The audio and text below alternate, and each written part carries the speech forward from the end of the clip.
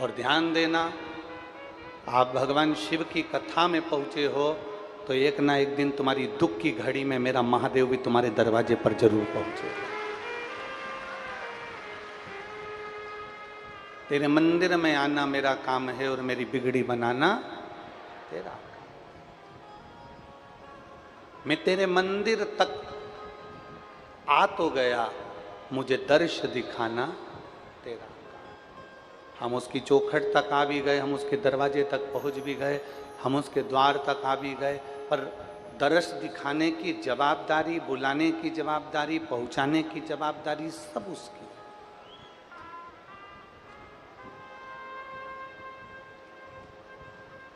हाँ, थोड़ा दुख, थोड़ा सुख, थोड़ी तकलीफ, थोड़ा कष्ट, ये अपनी जिंदगी में आता रहता है। ऐसा संसार में किसी का जन्म नहीं हुआ जिसकी जिंदगी में दुख और तकलीफ नहीं आई। इस व्यासपीठ पर बैठकर हम भी आज तक आप लोगों के बीच में ये नहीं बोले कि आपको दुख नहीं आएगा। हमने कभी ये भी नहीं कहा कि आपको दुख नहीं आएगा। दुख तो हमारे पूर्व के कर्म के अनुसार, हमारे पूर्व के किए हुए कर्म के अनुसार दुख और सुख हमारे सामने आते ही हैं।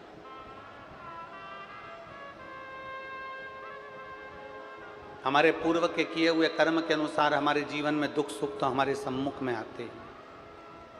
पर इतना जरूर है, हमने इस व्यासपीठ से आज तक नहीं कहा कि तुम्हारी जिंदगी में दुख नहीं आएगा या तकलीफ नहीं आएगी या कष्ट नहीं आएगा।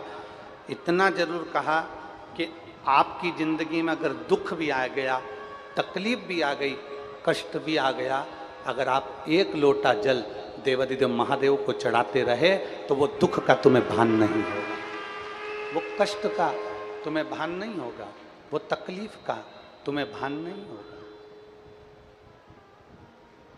आपके जीवन में आपको वो दुख कब आएगा, कब चले जाएगा, कष्ट कब आएगा, कब चले जाएगा, कब तकलीफ आएगी, कब चली जाएगी, आपको भान नहीं होगा।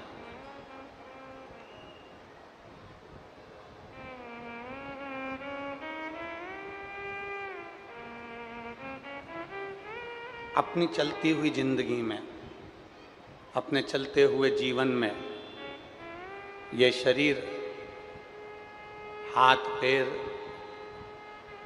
और हमारा ये एक एक इंद्री, चाहे वो 5 कर्मेंद्री हो, 5 ज्ञानेंद्री हो और एक मन हो, ये जितनी इंद्रियां हैं,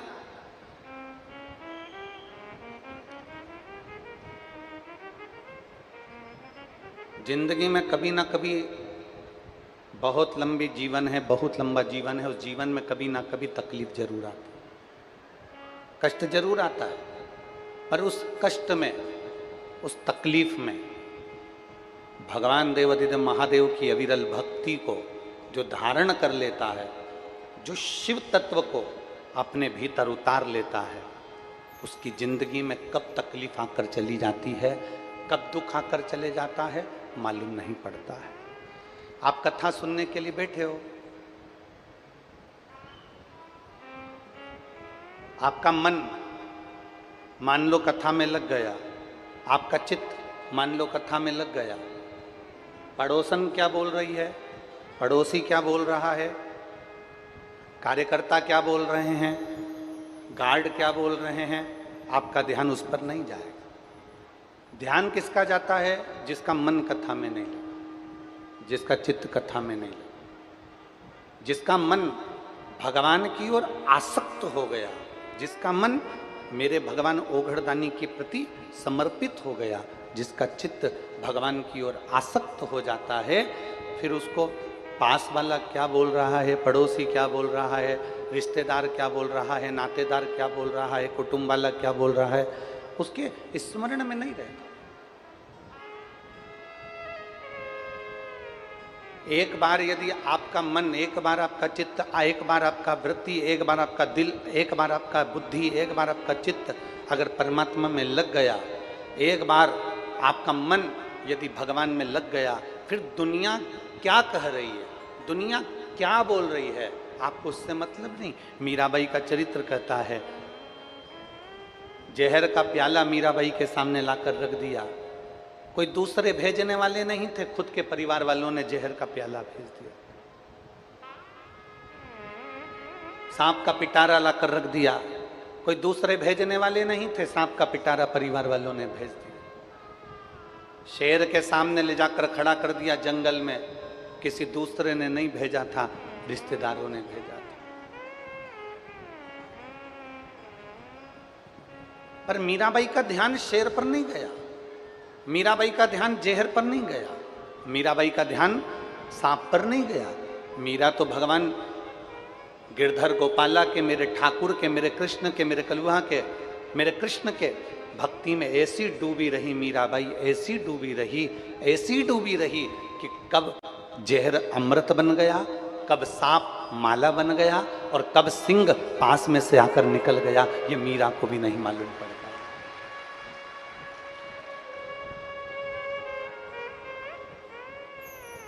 और लोगों ने पूछा, मीरा तुझे इतना अहंकार किस चीज का है? मीराबाई कहती है, इसको अहंकार नहीं कहते, इसको अभिमत्ता कहते हैं। और मुझे मेरे गुरु पर अभिमत्ता है, मेरे गुरु पर मुझे अभिमान है। और मुझे एक बड़ो रे अभिमान, गुरु मेरो समरथ है, समरथ है गुरु अमरथ है, समरथ है गुरु अमरत है। और मेरो क्या तो करेगो यमराज के गुरु मेरो समरथ है, मेरो क्या तो करेगो यमराज जब गुरु मेरो समरथ है। तुझे अभिमान किस चीज का? मीराबाई कहती है, मुझे अभिमत्ता मेरे गुरु की है, क्योंकि मेरे गुरु ने जो ज्ञान दिया, मेरे गुरुजी ने जो मुझे धीरज दिया, मेरे गुरुजी ने जो मुझे सहनशीलता दी, मेरे गुरुजी ने जो नम्रता दी, मेरे गुरुजी ने मुझे एक अखंड भगवान की भक्ति दी है। और उसने कह दिया गुरुजी ने कि कहीं भी क्रोध नहीं करना, कहीं अपशब्द नहीं कहना, कहीं किसी पर अपशब्दों का बौछार न करिएगा। गुरु ने, मीराबाई कहती है, मुझे नम्रता दी है, गुरुजी ने मुझे सहनशीलता दी है, मेरे गुरुजी ने मुझे बहुत कुछ दिया और उसमें अखंड भगवान गिरधर गोपाला का जाप भी दे दिया। ये मेरे गुरु ने दिया।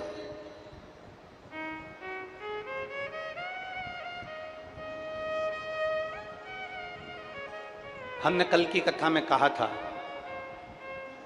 कल की कथा में देवादिदेव महादेव के चरित्र में जब हम श्रवण कर रहे थे तो आपको कहा था, भगवान धन दे देता है, दौलत दे देता है, सत्ता दे देता है, वैभव दे देता है, प्रतिष्ठा दे देता है, कुर्सी दे देता है, पद दे देता है, तुम्हें जंगल में भेजकर भजन भी करवा देता है, तुम्हें संत साधु गुरु तपस्वी वक्ता श्रोता सब बना देता है। भगवान तुम्हें दुनिया भर का ठाठ दे देता है।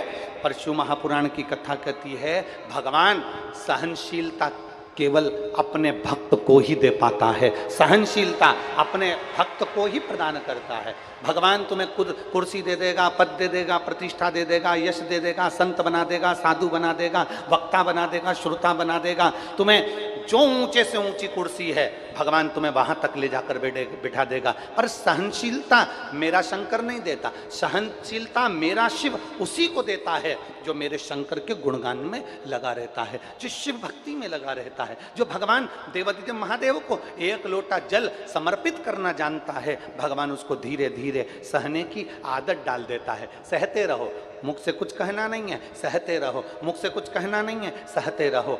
सहते रहोगे तो एक दिन वो भगवान देवादिदेव महादेव भी तुम्हारे लिए आकर खड़ा होगा और अंत में उसका जवाब मेरा देवादिदेव महादेव ही देगा। शिव तत्व को प्राप्त करो।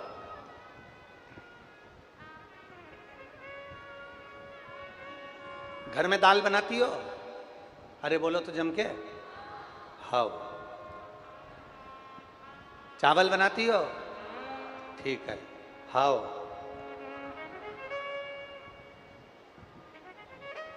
चलो बताओ जल्दी से कैसे बनाती हो? दाल बनाने के लिए सबसे पहले क्या करना पड़ता है? जम के बोलते जाओ जल्दी से। दाल लेना पड़ती है, फिर पानी में डायरेक्ट डाल देते हैं? नहीं, पहले क्या करते हैं? उसको धोते हैं। एक पानी में धोते हैं कि दो पानी में धोते हैं? दो पानी में धोते हैं। धोने के बाद फिर उसको कुकर में रख देते हैं, फिर उसको कुकर में रखते हैं, फिर उसको भगोनी में रख देते हैं, फिर उसको पात्र में रख देते हैं। दाल बनाने के लिए 2 बार धोना पड़ता है, 3 बार धोना पड़ता है। चावल बनाने के लिए 2-3 बार धोना पड़ता है, फिर वो कुकर में रखाता है। उसी तरह जैसे तुम दाल बनाते हो तो 2-3 बार धोकर साफ कर कर कुकर में रख देते हो, उसी तरह मेरा परमात्मा भी संसार में तुमको दुख और सुख में खूब धोता है और धोने के बाद फिर अपने दिल रूपी कुकर में रख लेता है। बोल बम का नारा है, जम के बोलो जरा, बोल बम का नारा है, सारी समस्या का हल। जैसे तुम दाल को धोती हो फिर कुकर में रख देती हो, चावल को धोती हो फिर कुकर में रख देती हो, उसी तरह परमात्मा भी तुम्हें किसी के शब्द से, अपशब्द से, तानों से, गाली से, आड़े टेढ़े व्याख्यान से, कहीं ना कहीं किसी ना किसी रूप में, कष्ट में, बीमारी में, तकलीफ में मेरा बाबा भी तुमको धोता रहता है, धोता रहता है। और जब तुम आखिरी में एकदम साफ हो जाते हो तब मेरा देवाधिदेव महादेव दिल रूपी कुकर में तुमको बिठा कर रख लेता है, फिर रख।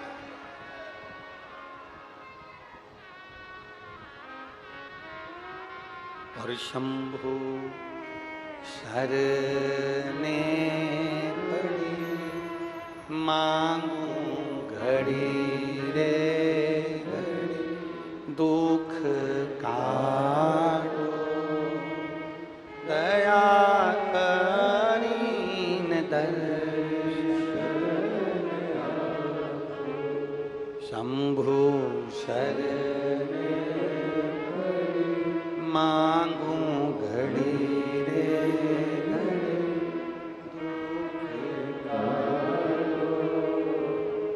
दया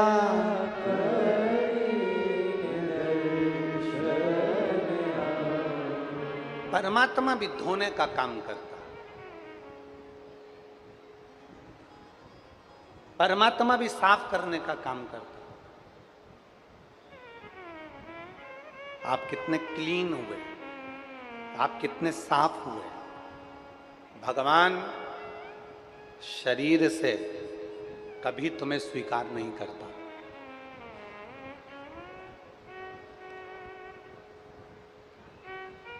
भगवान शरीर से कभी स्वीकार नहीं करता। तुम सोचो कि तुम बड़े सुंदर दिख रहे हो तो भगवान मुझे जल्दी स्वीकार करेगा। तुम सोचो कि मैं बहुत सुंदर हूं तो मुझे भगवान जल्दी स्वीकार करेगा। तुम सोचो कि मैं ज्यादा विद्वान हूं, मुझे भगवान जल्दी स्वीकार करेगा। तुम सोचो कि मेरे पास में पद और कुर्सी है तो भगवान मुझे जल्दी स्वीकार करेगा। पद, प्रतिष्ठा, पैसा, पहचान तुम्हें मंदिर में जल्दी दर्शन करा सकती है। पद, प्रतिष्ठा, पैसा और पहचान तुम्हें मंदिर में जल्दी दर्शन करा सकते हैं। तुम्हें भगवान के मंदिर में जल्दी दर्शन मिल सकता है। पद, प्रतिष्ठा, पैसा और पहचान ये तुम्हें मंदिर में जल्दी दर्शन करा सकते हैं, ये तुमको आगे ले जाकर बिठा सकते हैं, ये तुमको भगवान के मंदिर में जल्दी पहुंचा सकते हैं। पर ईमानदारी की बात शिव पुराण की कथा कहती है कि पद, प्रतिष्ठा, पैसा और पहचान तुम्हें परम धाम तक नहीं पहुंचा सकते। परम धाम तक तो तुम्हारी अविरल भक्ति,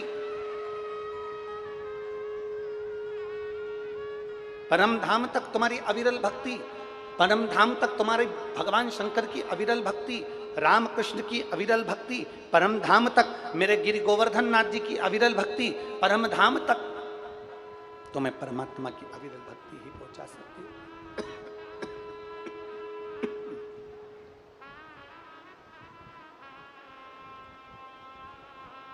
परम धाम तक तो मैं केवल परमात्मा की अविरल भक्ति पहुंचा सकती, इसके सिवाय कोई नहीं पहुंचा सकता, कोई नहीं।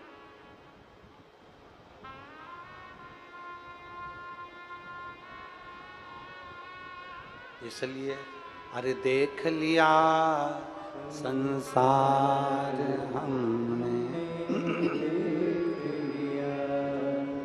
सब मतलब के यार हमने, झूठे नाथ, गला पकड़ रहा है गला, झूठे नाते झूठे रिश्ते, अरे झूठा है संसार हमने देख लिया, सब मतलब के यार हमने देख लिया, संसार हमने देख लिया। ये संपूर्ण पद, प्रतिष्ठा, पैसा, पहचान तुम्हें मंदिर तक आगे ले जाकर जरूर बिठा देगी, मंदिर में मूर्ति का दर्शन भी करा देगी, भगवान के सामने ले जाकर खड़ा भी कर देगी।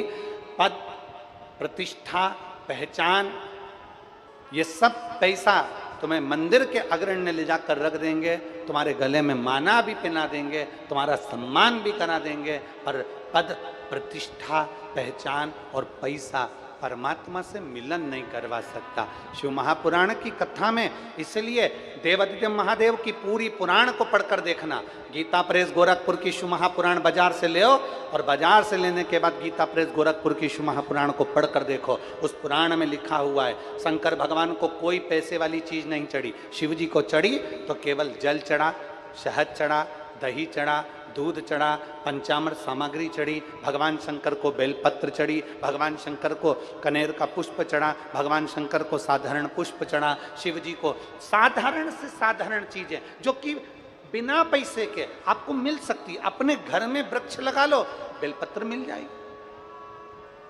अपने घर में पौधा लगा लो, फूल मिल जाएगा, अपने घर में गौ माता को पाल लो, दूध मिल जाएगा, अपने घर में गौ माता को रख लो, दही मिल जाएगा, अपने घर में जल भी है, अपने घर में बेलपत्र भी है, अपने घर में दूध भी है, अपने घर में बेलपत्र, पुष्प सब अपने घर में। शंकर जी की सेवा में, शिव जी की पूजन में पैसे का कोई काम नहीं है, धन का कोई काम नहीं है। शिव जी की पूजन में अगर चाहिए तो केवल तुम्हारा मन चाहिए। जितने दिल से तुम शिव को भजोगे उतनी जल्दी तुम्हें शंकर मिलेगा।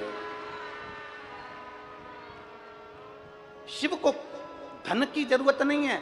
मेरे भोलेनाथ जी को अगर धन की जरूरत होती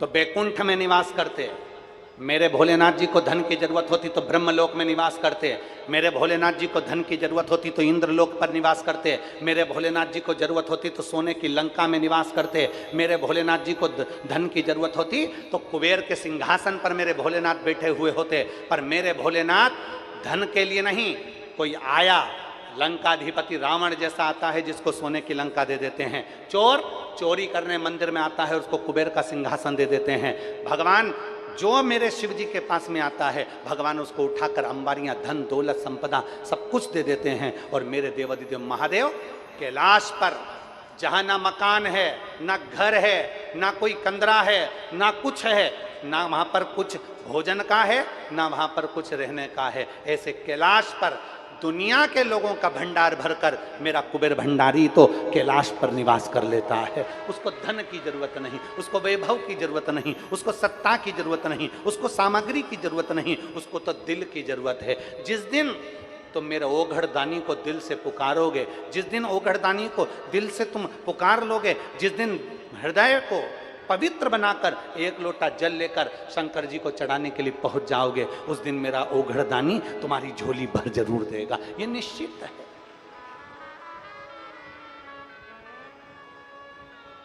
और खाली ना जाता दर से तुम्हारे। प्रेशर बढ़ाओ, प्रेशर सब दूर का। खाली ना जाता दर से तुम्हारे, मैं भी खड़ी हूँ नन्ही बाहें पसारे, अपने हृदय से लगा लो, लगा लो, गिरा जा रहा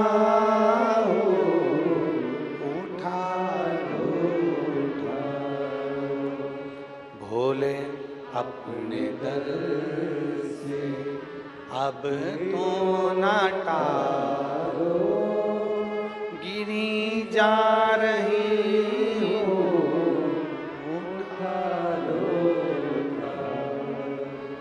जिस दिन दिल से, जिस दिन प्रेम से, जितने भाव से, हृदय से तुम शिव को रिझाओगे, मेरा ओघड़दानी तुम्हारे करीब में होगा। क्या चाहिए भोलेनाथ जी को?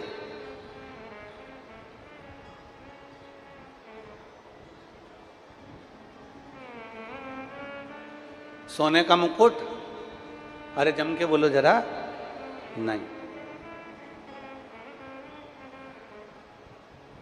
सोने चांदी के कड़े? नहीं।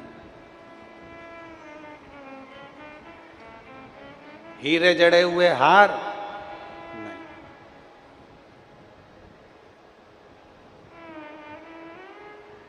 आकर्षण से शिव कभी नहीं मिलते। शिव मिलते हैं समर्पण से। आकर्षण से शिव नहीं मिलेंगे। आप दुनिया का कितना भी दिखावा कर लो, आप दुनिया का कितना भी आडंबर कर लो, उससे मेरे शंकर नहीं मिलेंगे। मेरा शिव मिलता ही नहीं।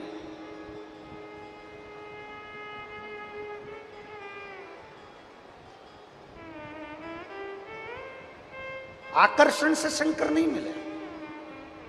आकर्षण से भगवान शंकर कभी नहीं मिलते। भगवान को रिझाने के लिए आकर्षण नहीं, समर्पण की जरूरत होती है। आप आकर्षण से रिझाओगे, मेरा शंकर नहीं मिलेगा। जिस दिन तुमने समर्पण, अपने भीतर का भाव मेरे देवाधिदेव महादेव को दे दिया, अपने भीतर का भाव जिस दिन तुमने देवाधिदेव महादेव को समर्पित कर दिया, अपना पूर्ण समर्पण आपने भगवान देवाधिदेव महादेव को दे दिया, वो कहते हैं ना, तन मन धन सब कुछ तेरा,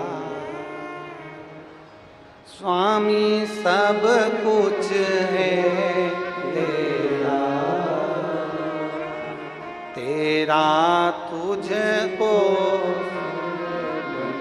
प्रभु का प्रभु को समर्पण क्या लागे मेरा। ओम जय जगदीश। समर्पण दीजिए। आकर्षण से भगवान शंकर को नहीं रिझाया जा सकता। आकर्षण से आप दुनिया को रिझा सकते हो, आकर्षण से आप ट्रस्टियों को रिझा सकते हो, आकर्षण से आप समितियों को रिझा सकते हो, आकर्षण से आप दुनिया को रिझा सकते हो, आकर्षण से आप परिवार वालों को रिझा सकते हो। आकर्षण से शंकर को कभी नहीं रिझा सकते। शंकर को रिझाने के लिए तो तुम्हारा समर्पण मूल होता है। समर्पण।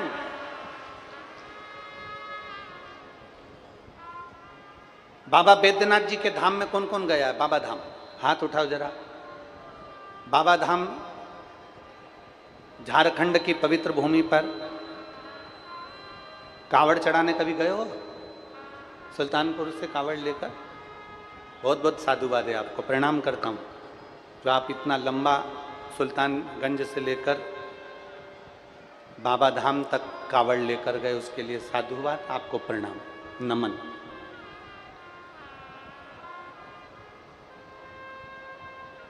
हम आपसे पूछें, बिल्कुल सरलता में बोलिएगा, चाहे तुमने सीहोर की कांवड़ भरी हो, चाहे तुमने बाबा धाम की कांवड़ भरी हो। कांवड़ भरने के लिए जब जाते हो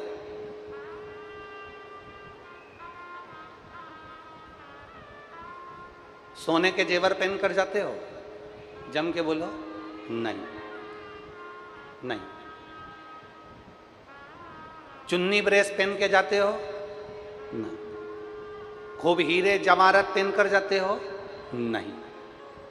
जब मेरे बाबा शंकर के पास जाते हो आकर्षण से मुक्त होकर, एक साधारण सी टी शर्ट पहन ली, कहीं उस पे लिखा हुआ था बोल बम का नारा है, बाबा है, साधारण सी टी शर्ट, साधारण सा तुमने कहीं नीचे धोती लपेट ली, साधारण सा, जिससे चलने में दिक्कत ना है। ऐसा कोई वस्त्र तुमने साधारण सा पहन लिया जिसमें ना हीरे लगे हैं, ना रतन लगे हैं, ना माणिक लगे हैं, ना मोती लगे हैं, ना उसमें अंबारियां लगी हैं, साधारण, एकदम साधारण।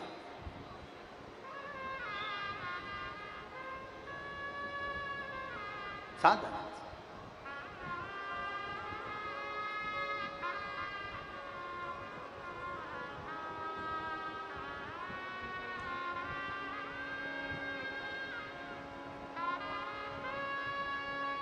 एकदम साधारण,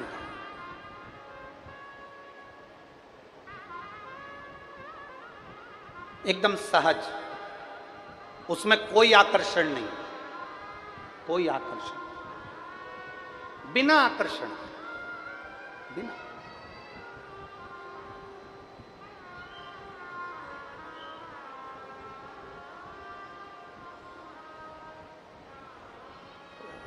यहाँ के विधायक आई हुई हैं क्या? विधायक आई हैं? मैं मंच पर उनको आमंत्रित करता हूँ व्यासपीठ का पूजन करने के लिए, पधारे। अगर यहाँ की विधायक महोदय आई हों,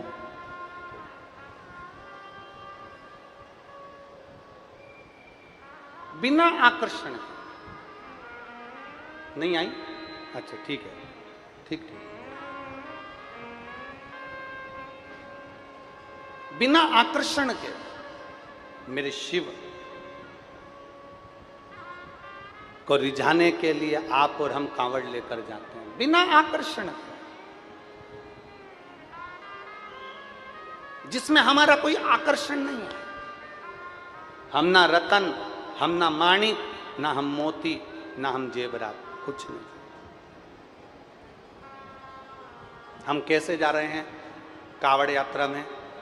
कई माताएं कहती हैं गुरुजी कांवड़ में हम सीहोर आए तो हमको वहाँ पर क्या मिलेगा? तो हम कहते हैं तुम सीहोर आओ तो वहाँ पर तुम्हें केवल कुबेर भंडारी मिलेगा।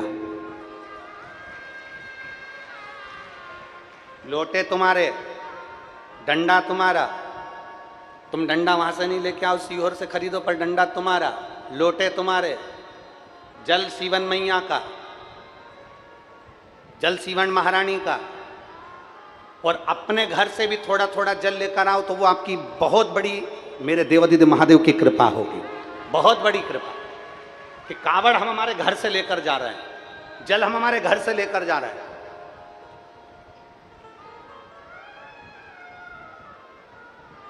और 17 तारीख शनिवार अगस्त के महीने में प्रदोष के दिन सुबह 9 बजे, 8-9 बजे सुबह प्रयास करेंगे कि 8 से 8:30 के बीच में, 9 बजे के बीच में जब ट्रेनें पूरी पहुंच जाती हैं तब कांवड़ प्रारंभ हो जाए, और बाबा का नाम लेते लेते आप और हम सब पैदल चलते चलते चलते चलते कुबेरेश्वर बाबा के उस धाम में पहुंचकर कंकर शंकर की शिला पर अपना जल समर्पित करें। आकर्षण से भगवान नहीं रीझेगा। जो कांवड़ भरने वाले हैं वो ध्यान रखना, और शिव महापुराण की कथा में आने वालों से भी निवेदन करेंगे सोने का आभूषण पहनकर कभी कथा में मत जाओ। शिव महापुराण की कथा में आना या सीहोर कुबेरेश्वर धाम जाना, आपके सोने के आभूषण पहनकर मत आओ, सोने का मंगलसूत्र पहनकर मत आओ, सोने के सामान लेकर मत आओ, ज्यादा धन दौलत संपदा लेकर मत आओ, ढेर सारा पैसा लेकर सीहोर मत आओ, ढेर सारा पैसा लेकर कथा में मत जाओ, ढेर सारा धन लेकर भगवान के दरवाजे पर नहीं जाना। अपने को तो उल्टा कुबेर भंडारी से मांगने के लिए जाना है कि तू हमारी झोली भर देना, इतनी कृपा कर देना। बिना आकर्षण के दिखावे के नहीं आना, हमें बिना दिखावे के जाना। शिव महापुराण की कथा कहती है आकर्षण से शिव नहीं मिलते, शिव मिलते हैं तुम्हारे समर्पण से।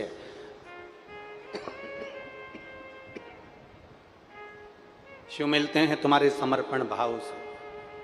रावण के पास में सोने की लंका है, रावण के पास में सोने का मुकुट है, रावण के पास में धन है, रावण के पास में संपदा है, रावण के पास में सत्ता है, रावण के पास में वैभव है। रावण ने सारे ग्रहों को अपने अनुकूल कर कर रखा था, रावण ने सारी सत्ता को अपने अनुकूल करके रखा था। पर जब रावण कैलाश पर भगवान शंकर का भजन करने के लिए जाता था, जब रावण, आप अपनी पूरी रामचरितमानस को उठाकर देखिए, रावण के पूरे चरित्र को उठाकर देखिए, रावण संहिता को उठाकर देखिए, आपको मिलेगा रावण जब शंकर भगवान की पूजन करने बैठता था तो मुकुट उतार देता था, जेवर उतार देता था, आभूषण उतार देता था, केवल कंधे पर यज्ञोपवीत जो एक ब्राह्मण की निशानी है, कंधे पर यज्ञोपवीत, मस्तक पर त्रिपुंड, द्वादश तिलक रावण और गले में रुद्राक्ष की माला पहनकर भगवान शंकर के मंदिर में बैठकर शिव की आराधना करता था। रावण के पास में जब सोने का मुकुट था, रावण के पास में जब वैभव था, रावण के पास में जब सत्ता थी, रावण के पास में दुनिया भर की अंबारियां थी, तो रावण वो सब पहनकर क्यों नहीं बैठता था? क्योंकि रावण को मालूम है कि सारे दुनिया के देवताओं को रिझाने के लिए आकर्षण की जरूरत पड़ेगी, पर शंकर को रिझाने के लिए आकर्षण नहीं, शंकर को रिझाने के लिए समर्पण की जरूरत पड़ेगी।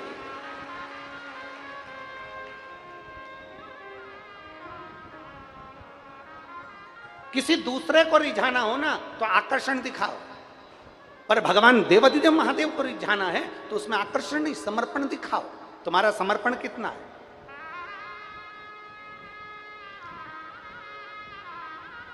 तुम्हारा समर्पण कितना है?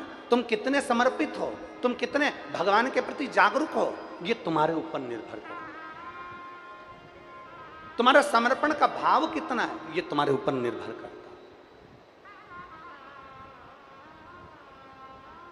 महाराज तुम्हारा समर्पण श्रेष्ठ समझ। मेरे शिव आकर्षण के भूखे नहीं होते, मेरे शिव समर्पण के भूखे होते हैं। समर्पण। और शंभु शरणे मांगू घड़ी रे दुख काटो, दया करी न दर्शन। पूर्ण समर्पण भगवान को प्रिय है। हमारे बीच में श्री मधुसूदन यादव जी, पूर्व सांसद जी, डॉक्टर सिया राम साहू जी, पूर्व विधायक जी आए हैं। मैं दोनों से निवेदन करता हूं, आप व्यासपीठ का पूजन करने पधारे। एक समर्पण आपका हो,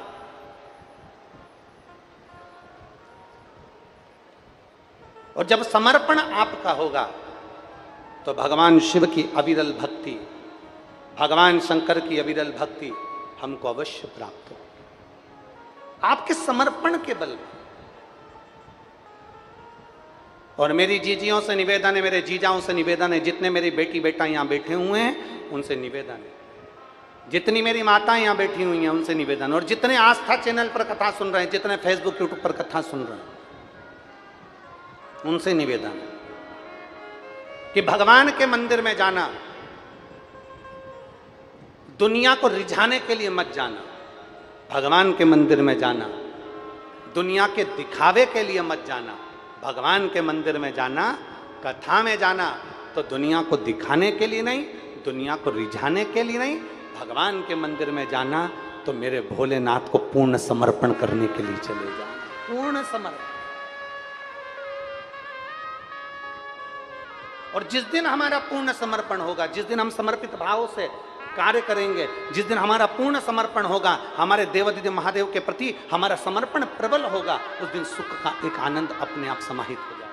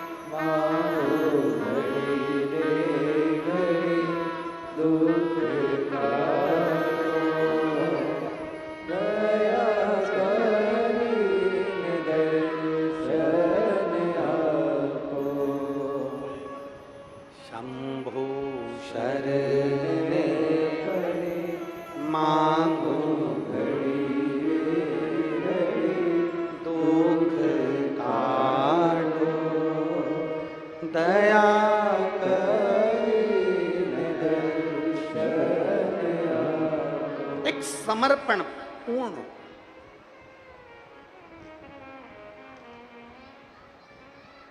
दुनिया को रिझाने के लिए आप श्रृंगार करो, मना नहीं, पर मेरे भोले बाबा को रिझाने के लिए ऊपर का श्रृंगार नहीं, मेरे भोले बाबा को रिझाने के लिए भीतर का श्रृंगार करना, आत्मा की शुद्धता करना।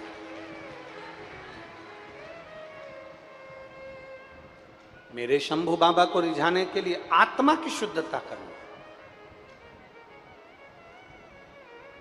भीतर की शुद्धता करना। और जिस दिन तुम्हारे भीतर की शुद्धता हो जाएगी, तुम एकांत में बैठो, अकेले, तुम अकेले बैठो एकांत में और अपने आप में तुम मनन चिंतन करो एकांत में बैठकर, अकेले एकांत में बैठकर अपने आप का मनन चिंतन करना कि मैंने किसी का दिल तो नहीं दुखाया, मैंने किसी को अपशब्द तो नहीं कहा, मेरे मुख से किसी के लिए गाली तो नहीं दी, मैंने किसी के हृदय को दुखाने का कार्य तो नहीं करा। आप भगवान का भजन कर रहे हो, एक तरफ भगवत स्मरण कर रहे हो, दूसरी तरफ मुख से अपशब्द कह दो, ताने दे दो या गाली दे दो या आड़ा टेढ़ा कह दो या किसी का दिल दुखा दो, उससे श्रेष्ठता नहीं बनती। मेरे मन की पवित्रता कितनी। अभी ये कथा तो यहाँ पर 18 तारीख से चालू हुई है, 24 तारीख को यहाँ विराम हो जाएगी। 24 तारीख को यहाँ कथा विराम होगी और 30 जून से 6 जुलाई तक दोपहर में 1 बजे से 4 बजे तक विदिशा में गिरधर कॉलोनी, भोपाल सागर बाईपास जो रोड है विदिशा में, भोपाल सागर बाईपास रोड विदिशा में, तो विदिशा में गिरधर कॉलोनी में 30 जून से 6 जुलाई तक कथा चलेगी, 1 बजे से 4 बजे तक। उस कथा का नाम हमने दिया है वेत्रवती शिव महापुराण की कथा।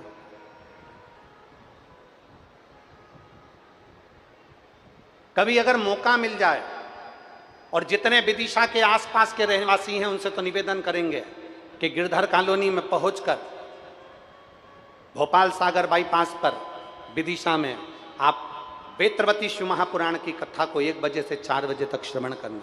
और जितने आस्था चैनल और यूट्यूब फेसबुक पर सुन रहे हैं उनसे भी निवेदन करेंगे कि प्रयास करना कि इस कथा को श्रवण करना। इस कथा में,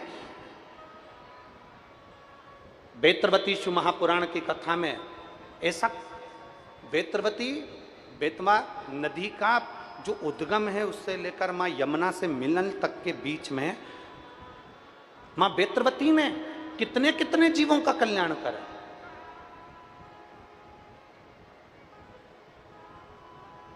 कितने पौधे प्रकट करे,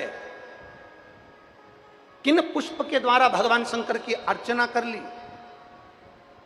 ये सब संवादों को हम वेत्रवती शिव महापुराण की कथा में श्रवण, 1 बजे से 4 बजे तक। और जो विदिशा के आसपास के भक्त हैं वो अवश्य श्रवण करें, अपने जीवन को सार्थक करें। शिव को आकर्षण नहीं चाहिए, शिव को समर्पण चाहिए। और तेरा तुझको अर्पण क्या लागे। अब जरा विचार करिए, हम कर रहे हैं आरती में तेरा तुझको अर्पण। अब जरा विचार करिए, हमने तो कह दिया कि तेरा तुझको अर्पण और कितने में कोई आकर कह दिया कि ये तो हमारा था और तुमने रख लिया और ऐसा कर लिया और वैसा कर लिया। ना ना ना, हम जो कह रहे हैं वैसा हमारा समर्पण होना। एक पत्र है,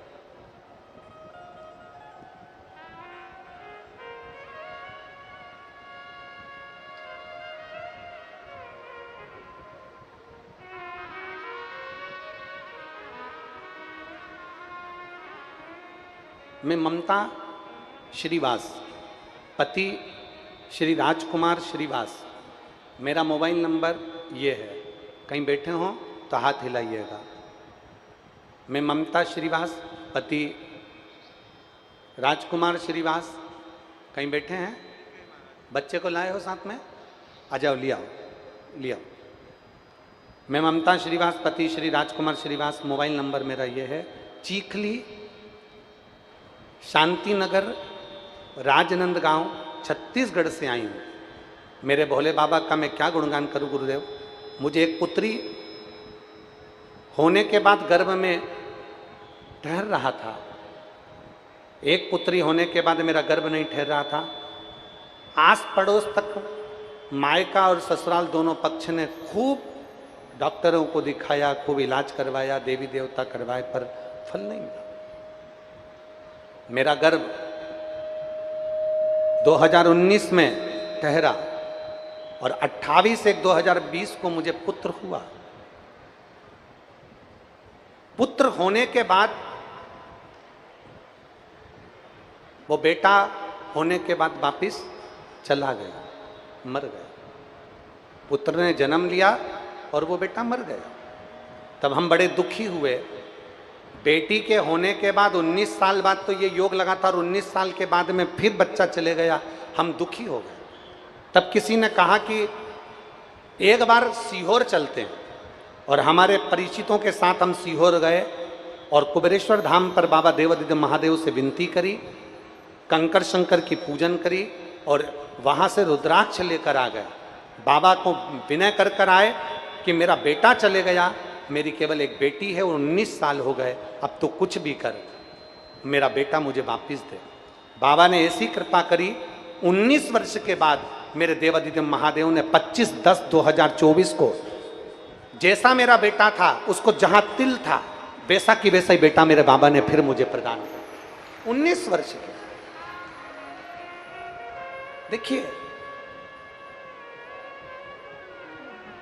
एक विश्वास, एक समर्पण जब हमारे भीतर आता है, एक भरोसा जब हमारे भीतर आता है, तो वो विश्वास, वो समर्पण हमें सुख अवश्य देता है, सुख अवश्य देगा। और खाली ना जाता कोई दर से तुम्हारे, खाली ना जाता, प्रेशर बढ़ाओ, प्रेशर, दर से तुम्हारे मैं भी खड़ी हो नंदी बाहें पसारे, अपने हृदय लगा लो, लगा लो, गिरा जा रहा हूँ, उठा लो, उठा लो, भोले अपने दर से अब तो ना टालो, गिरी जा रही हूँ, उठा लो, उठा लो। शिव महापुराण की कथा कह रही है। आकर्षण से शिव को नहीं रिझाना, समर्पण से शिव को रिझाना। और जितना तुम्हारा समर्पण प्रबल हो जाए, जितने तुम मेरे देवादिदेव महादेव देव के प्रति समर्पित हो जाओ, उतना तुम्हारा जीवन आनंदमय हो जाए। एक पत्र है,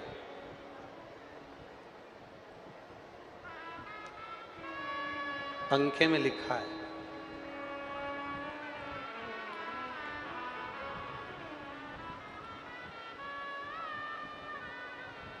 अब जरा पत्र देखिएगा। दुनिया के लोग कहते हैं शिव महापुराण की कथा क्या कहती है। दुनिया के लोग कहते हैं शिव पुराण में क्यों जाते हो, शंकर को जल क्यों चढ़ाते हो, शिव का जल चढ़ा हुआ क्यों पीते हो, बेलपत्र क्यों खाते हो। श्रीमती जगदम्बा जगत पति श्री महासिंह जगत, मेरा नाम है श्रीमती जगदम्बा जगत, पति का नाम है महासिंह जगत, ग्राम हुमरपाली, थाना तहसील बसना, जिला महासमुंद, छत्तीसगढ़ की निवासी हूँ। आ जाओ।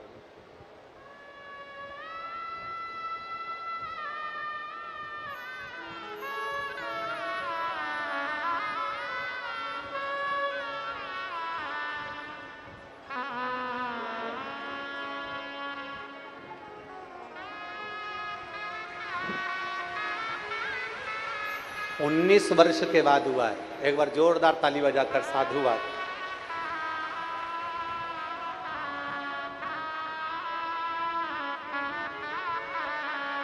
शंभो शंभो।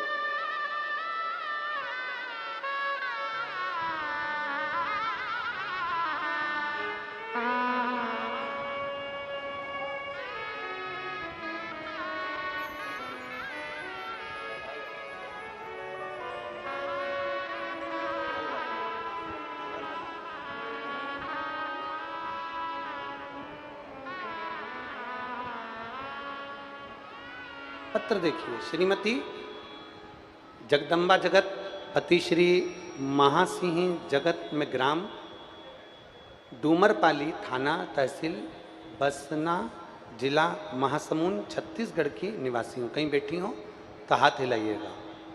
एक लोटा जल और एक बेलपत्र का क्या महिमा है गुरुजी, मैं क्या बखान करूं। आपकी शिव महापुराण की कथा ने ना जाने कितने घरों को संवार दिया। मेरे पति 20 साल से शराब का सेवन करते थे, 20 साल से शराब पीते थे। हम सब परेशान हो गए थे। इतना तकलीफ में जिंदगी चल रही थी कि परेशान की जिंदगी चल रही थी। तिल्दा नेवरा में आपकी कथा हुई। मेरी पड़ोसन ने मुझसे कहा था कि कथा के पंडाल में बैठकर जो मांगा जाता है मेरा भोलेनाथ वो देता जरूर है। दिल से अगर कथा के पंडाल में बैठकर तुम मांगोगे तो बाबा देगा। मैंने तिल्दा नेवरा की कथा सुनने के लिए गई, अपने पति को भी ले गई। वहाँ बैठकर हम दोनों ने कथा सुनी। उनके पास बैठकर मैंने भगवान शंकर से पंडाल में बैठकर कहा, बाबा अगर तू सत्य में कुबेर भंडारी है, हमने सुना है कि कथा शंकर कहता है, कथा शंकर सुनता है और कथा शंकर कराता है, सही में तू शंकर है तो मेरे पति की दारू छुड़वा दे, बस इतनी कृपा कर दे। हमने पशुपतिनाथ का व्रत उसी दिन से चालू कर दिया। तिल्दा नेवरा की कथा कर कर हम जब वापिस आए, बाबा का मैं क्या गुणगान करूं गुरुदेव। मेरे बाबा ने मेरे पति को शराब से ऐसी नफरत करा दी कि 15 दिन के अंदर उसने शराब छोड़ दी और आज पूरा साल हो गया मेरे पति ने शराब को हाथ में। कहीं बैठे हो दोनों, श्रीमती जगदम्बा जगत पति श्री महासिंह जगत ग्राम डूमरीपाली थाना बसना जिला महासमुंद बैठे हो तो आ सकते हैं, व्यासपीठ से बेलपत्र ले जा सकते हैं।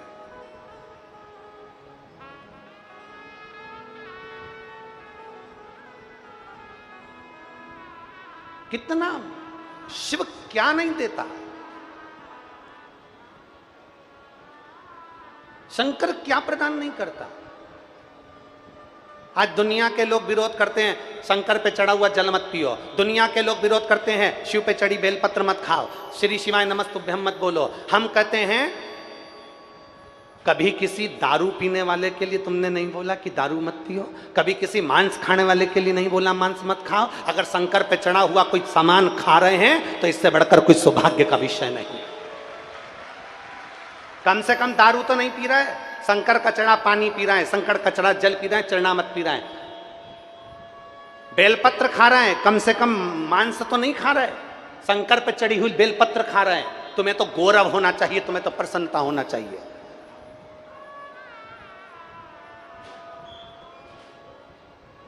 कि किसी हिल स्टेशन पर नहीं जा रहे, किसी मय खाने में नहीं जा रहे, तुम्हें तो प्रसन्नता होना चाहिए कि आज जरा जरा से बच्चे अपना घर छोड़कर एक लोटा जल लेकर स्कूल जाने से पहले महादेव के मंदिर जा रहे हैं, शिव के मंदिर तक जा रहे हैं, शंकर की चौखट तक जा रहे हैं, शिव को एक लोटा जल चढ़ा रहे हैं, शंकर की अविरल भक्ति में डूबे हुए हैं। आज इस बहन से कोई पूछे, श्रीमती जगदम्बा जगत से, श्री मान सिंह जगत से पूछे इस बहन से कि जिसका पति 20 साल से दारू पी रहा हो और जिसके पति ने शराब छोड़ दी हो, उस बहन से पूछना कि दिवाली पर भी जो खुशियां नहीं मनाई जाती होगी वो खुशी उसकी जिंदगी में आ गई, केवल उसके पति ने दारू छोड़ दी उससे। और जितनी मेरे भाई बैठे हैं, जितने मेरे जीजा बैठे हैं, इनसे निवेदन करूंगा संकल्प कर कर जाओ शिव महापुराण की कथा में से कि मैं भी अपने परिवार को खुशी दूंगा, कभी मदिरा को हाथ नहीं लगाऊंगा, नशे से मुक्त होऊंगा।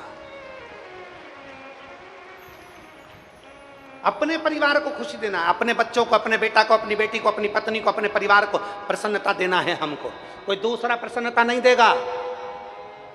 कोई दुनिया के लोग तो तुम्हारे के लिए प्रसन्नता का विषय नहीं रखेंगे, पर आपको अपने परिवार को प्रसन्नता देना, आपको अपने परिवार को खुशी देना।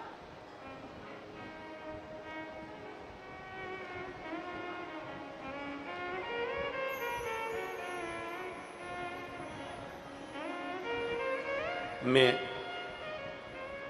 गंडई के सभी पत्रकार बंधुओं को बहुत बहुत धन्यवाद देता हूं, साधुवाद देता हूं। आपकी कलम,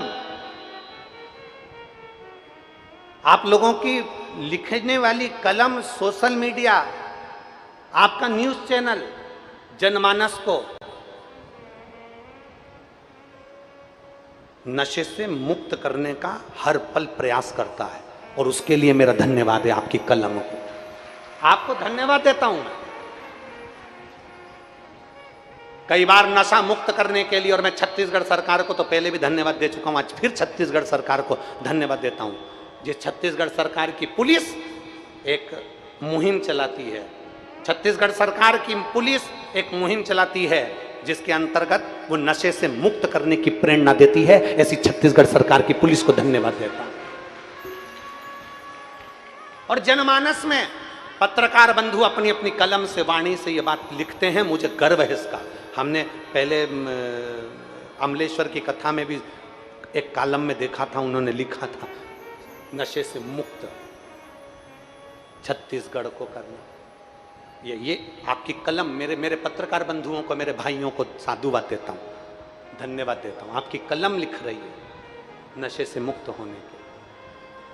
50 नहीं सुधरेंगे, 25 तो सुधरेंगे, 25 नहीं सुधरेंगे, 10 तो सुधरेंगे, 10 नहीं सुधरेंगे, 5 तो सुधरेंगे, 5 नहीं सुधरेगा, 1 तो सुधरेगा, और अगर वो 1 भी सुधर गया तो 10 को सुधारने की सामर्थ्यता रखता है। अगर 1 भी सुधर गया तो 10 को सुधारने की सामर्थ्यता रखता है। आपकी कलम से आप लिखते रहो, अपने विचारों को सम्मुख में रखते रहो, अपने विचार। कितना आनंद होगा, कितना। कोई दुनिया के लोग हमसे कहें कि शंकर पर चढ़े हुए जल से पीने से क्या होता है, कोई कहे तुमसे कि बेलपत्र खाने से क्या होता है, हम कहते हैं कभी मौका लग जाए और तेरी जिंदगी में अगर तुझे दुख आए तो इतना अंदाजा लगा कर रखना, एक बार शंकर के मंदिर में दिल से, आकर्षण से नहीं, दिखावे से नहीं, दिल से 1 लोटा जल लेकर मेरे शंकर के पास जाना, दिल से चढ़ाकर पीना और 1 बेलपत्री खाने का प्रयास करना। फिर बताएंगे कि बाबा क्या करता है, शिव क्या नहीं देता है, फिर विचार करें। वो ओघड़दानी है, ओघड़दानी। उसको पहचानने के लिए नेत्र चाहिए, और वो नेत्र साधारण नहीं। शिव महापुराण की कथा कहती है,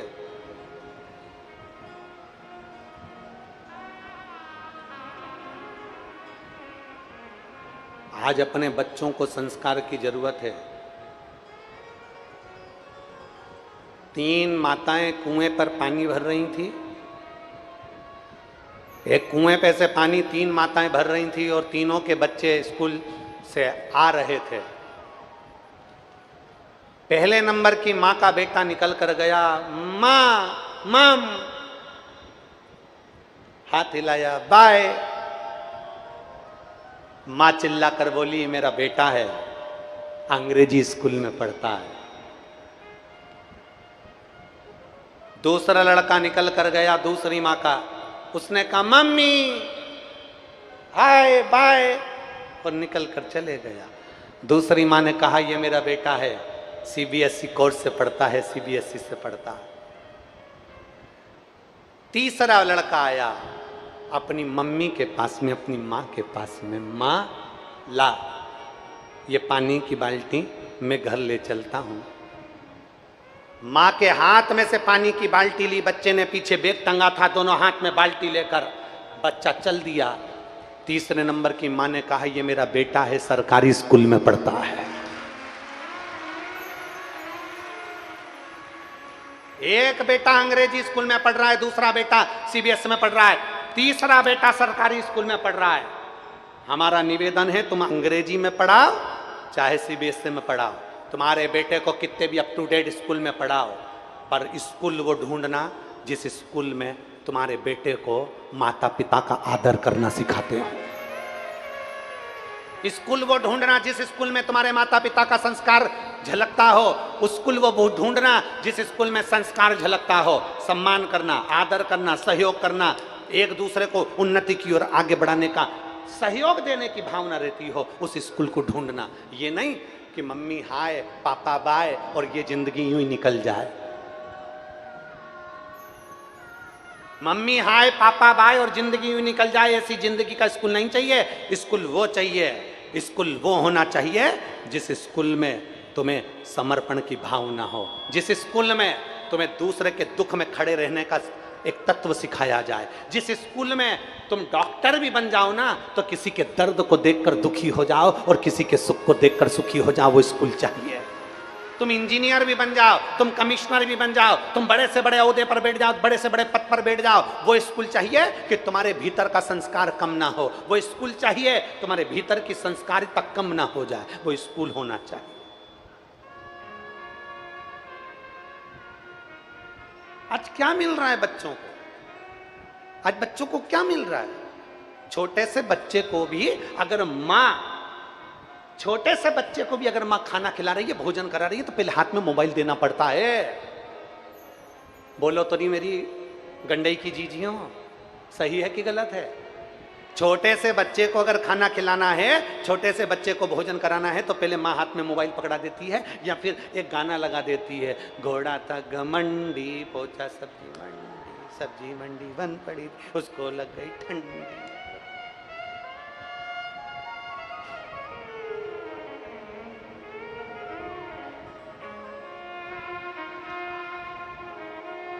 में पितृदोष के 4 लक्षण बड़े होते हैं। पहला, घर में एक ना एक बीमार पड़ा रहता है, एक ठीक होगा एक बीमार होगा, एक ठीक होगा एक बीमार होगा, ये पितृदोष का लक्षण।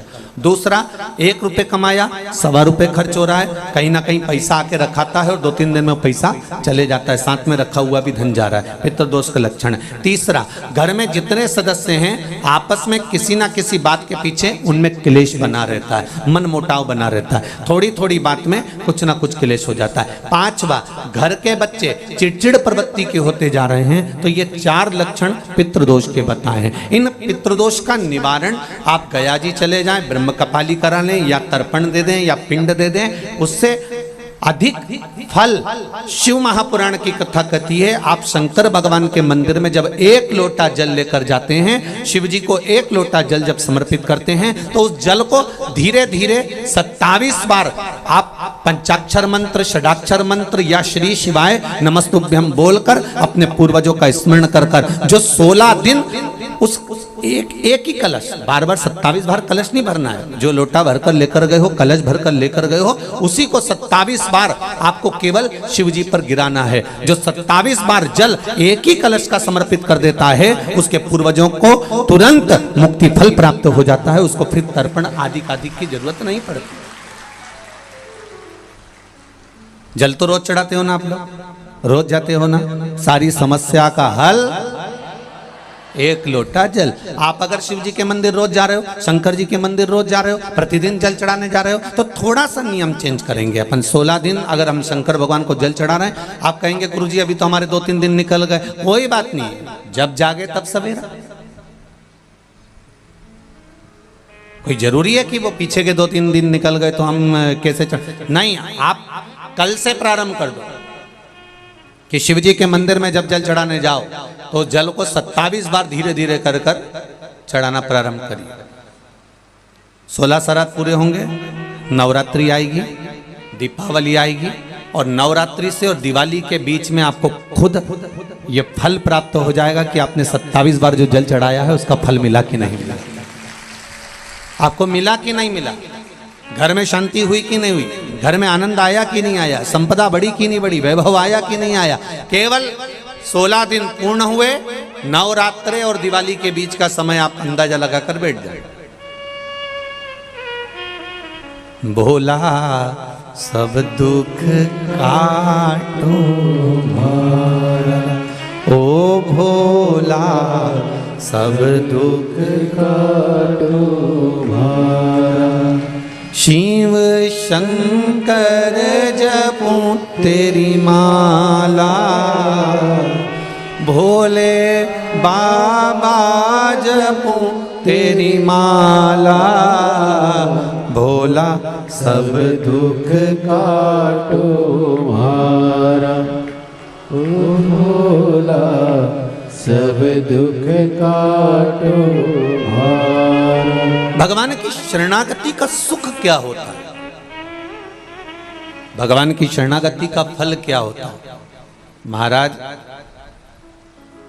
एक पक्षी सागर के तट पर, समुद्र के तट पर थोड़ी देर का सत्संग करता है, भजन करता है, कीर्तन करता है किसी संत की शरणागति में बैठकर, तो वो सागर पार जो माता सीता लंका में बैठी है उनको देख लेता है। शिव महापुराण की कथा कहती है, जो दिल से एक क्षण की भी शिव महापुराण की कथा सुन लेता है, शिव कथा कहती है वो महादेव का कृपा पात्र हो ही जाता है, चाहे कैसे भी श्रवण करे।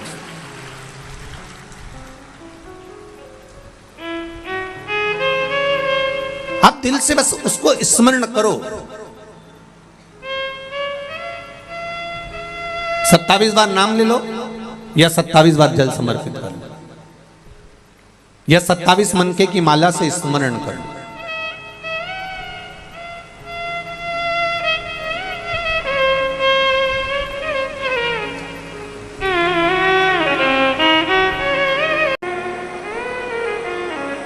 एक बांस कंधे पर लिया, 2 लोटे, 2 कलश उसमें बंधे और उसको हमने पकड़कर बोल बम बोल बम बोल बम बोल बम बोलते बोलते बोलते बोलते चल।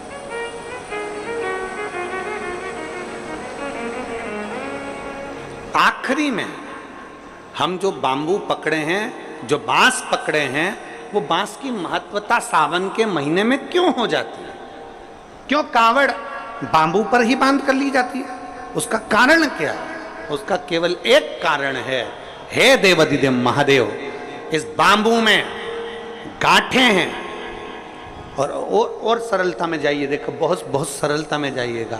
हमारे भारत की भूमि के जो जगत गुरु शंकराचार्य जी हैं, वो भी अपने हाथ में दंड रखते हैं, वो भी बांबू,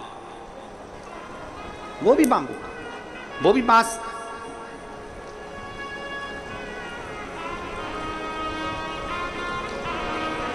वो भी बांस का। कंधे पर कावड़ ली और कावड़ लेकर जब हम चले, हम पकड़कर बोल बम बोलते बोलते जा रहे हैं, उस कावड़ के डंडे को पकड़े हैं और आखिरी में शिव जी के मंदिर में जाकर भगवान शंकर को जल अर्पित करते हैं। और जल अर्पित कर कर हम जब वापिस अपने भवन की ओर आते हैं तो देव अधिदेव महादेव के उस भाव में भगवान शंकर की भक्ति कहती है, शिव महापुराण की कथा कहती है।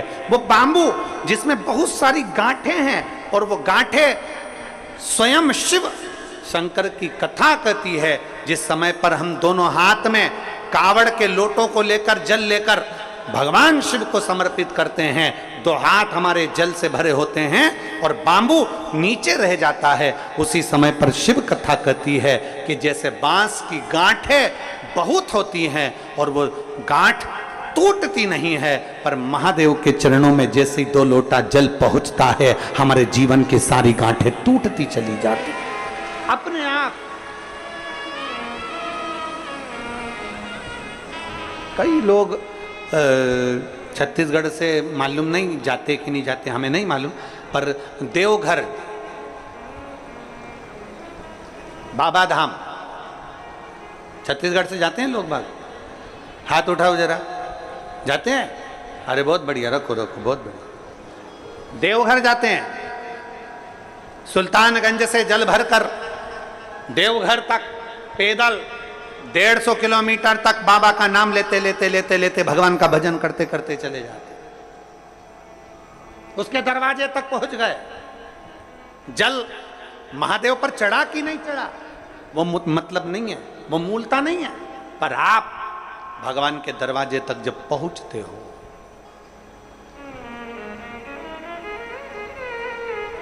आप भगवान के द्वार तक जब पहुंचते हो तो भगवान उसको स्वीकार करते हैं।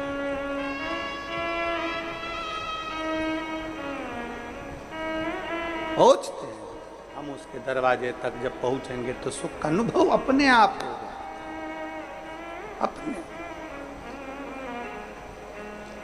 शिव कथा कहती है, कावड़ लेकर जब हम भगवान देवाधिदेव महादेव की ओर बढ़ते हैं, कावड़ लेकर,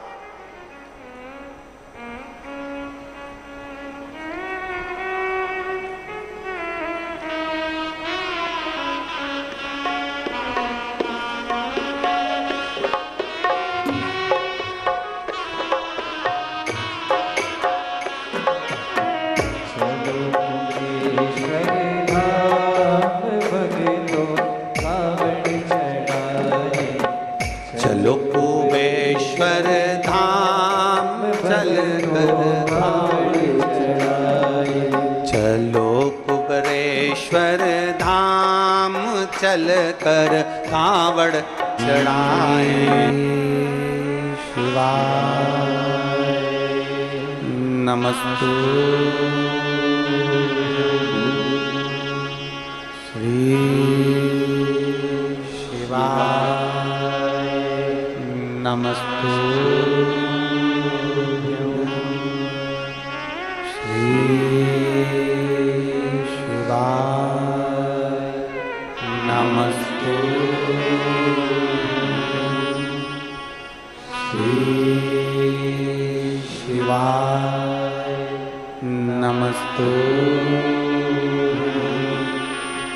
श्री शिवाय नमस्तु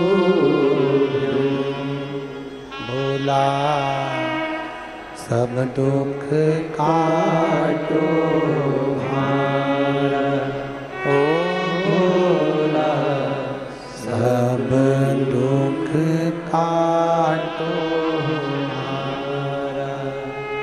शिव शंकर जपो तेरी माला, भोले बाबा जपो तेरी माला, भोला सब दुख काटो हमारा, ओ भोला सब दुख काटो हमारा। वेश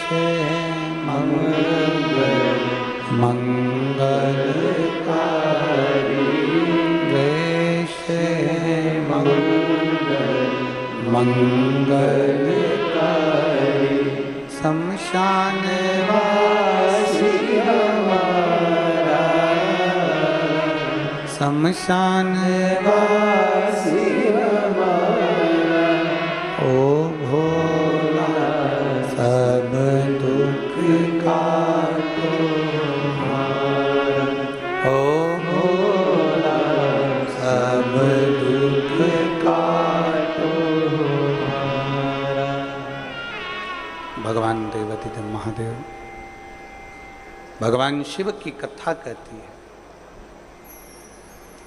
सावन के महीने में विश्वास के साथ में जो हम भगवान की कावड़ लेकर जाते हैं, उसमें जो डंडा लगा होता है वो बाम्बू का होता है, उसमें भी गांठें होती है, वो गांठें खुल जाती है। कहते हैं शिव के नजदीक जैसे जैसे पहुंचते हैं वैसे वैसे हमारी जिंदगी की गांठें खुलती चली जाती। शिव महापुराण में एक देवराज नाम का ब्राह्मण, महत्तम में कथा थी, एक देवराज नाम का ब्राह्मण, ब्राह्मण कुल में जन्म जरूर ले लिया पर ब्राह्मण जैसा कर्म नहीं कर पाया।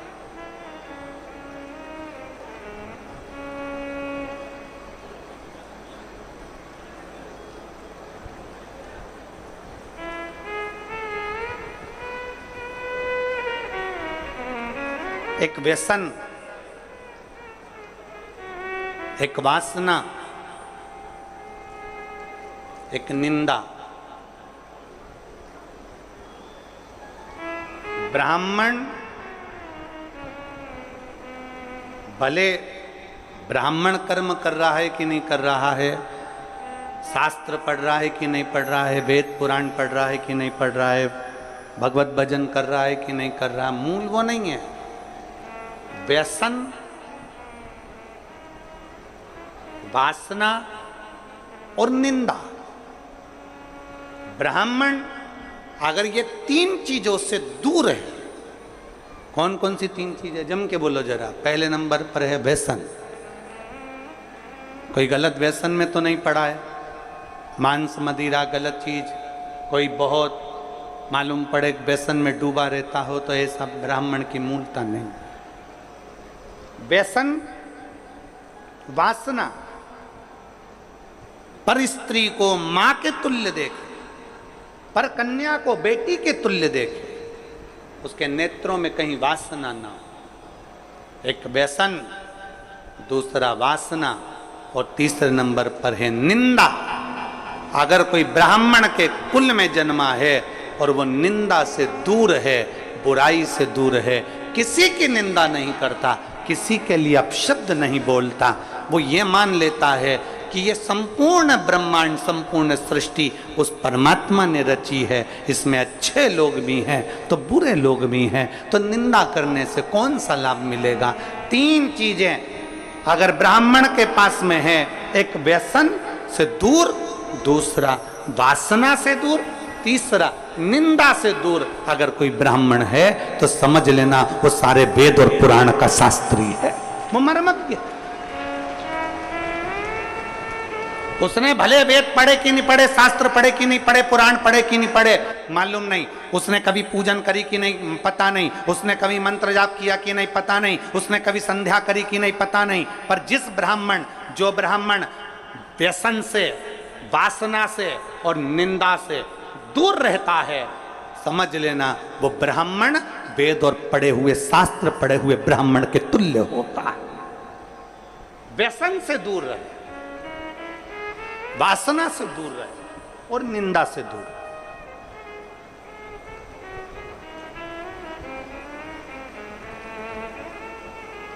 व्यसन, वासना और निंदा से जो दूरी बना लेता है, समझ लो वो श्रेष्ठ है, वो श्रेष्ठ।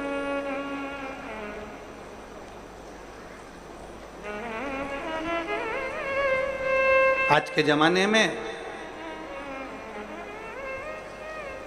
हम किसी से भी कह देते हैं, महाराज जी आशीर्वाद तो दे दो।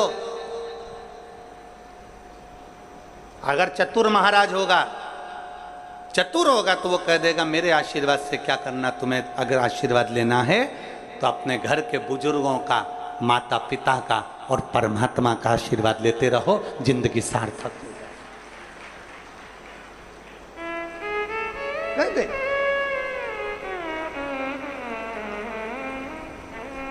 व्यसन में डूबा हुआ कितना बड़ा भी विद्वान क्यों ना हो, कितना बड़ा भी वेद पाठी क्यों ना हो, कितना बड़ा भी शास्त्रों का मर्मज्ञ जानने वाला क्यों ना हो, अगर व्यसन में डूबा है तो वो श्रेष्ठ नहीं। कितना बड़ा भी मर्मज्ञवान हो, कितना बड़ा भी वेद पाठी हो, कितना बड़ी विद्वत्ता हो, अगर वो वासना में डूबा है तो वो श्रेष्ठ नहीं। लंकाधिपति रावण के पास में इतनी विद्वत्ता थी, इतना विद्वान था, इतना ज्ञानी था, इतना ज्ञानी था, इतनी विद्वत्ता लंकाधिपति रावण के पास में थी कि सारे मंत्र, सारी साधना, सारे तप, सब कुछ लंकाधिपति रावण जानता था। पर व्यसन में भी रावण डूबा रहा, वासना में भी रावण डूबा रहा और निंदा में भी रावण डूबा रहा, इसलिए कोई दिया जलाने वाला नहीं बचा, समाप्त हो गया संपूर्ण। आप भले वेद ना पढ़िए, आप भले शास्त्र ना पढ़िए, आप बड़े मर्मज्ञ मत बनिए, आप बड़े विद्वान मत बनिए, पर ब्राह्मण के 3 लक्षण अगर आपके अंतर्गत हैं, आप व्यसन से दूर हो, आप वासना से दूर हो, आप निंदा से दूर हो, किसी की निंदा आपके मुख पर नहीं आती, किसी की बुराई आपके मुख पर नहीं आती, लेना कि कहीं ना कहीं आप शंकर का एक रूप धरकर पृथ्वी पर आए हो, कहीं ना कहीं राम का एक रूप रखकर आप मृत्यु लोक में आए हो, कहीं मेरे कृष्ण ने आप पर कृपा करी तो कहीं अपने अंश को भूमि पर भेज दिया। अगर इन तीन चीजों से आप दूर हो, आपकी भक्ति, आपका विश्वास, आपकी दृढ़ता, बराबर। एक पत्र है,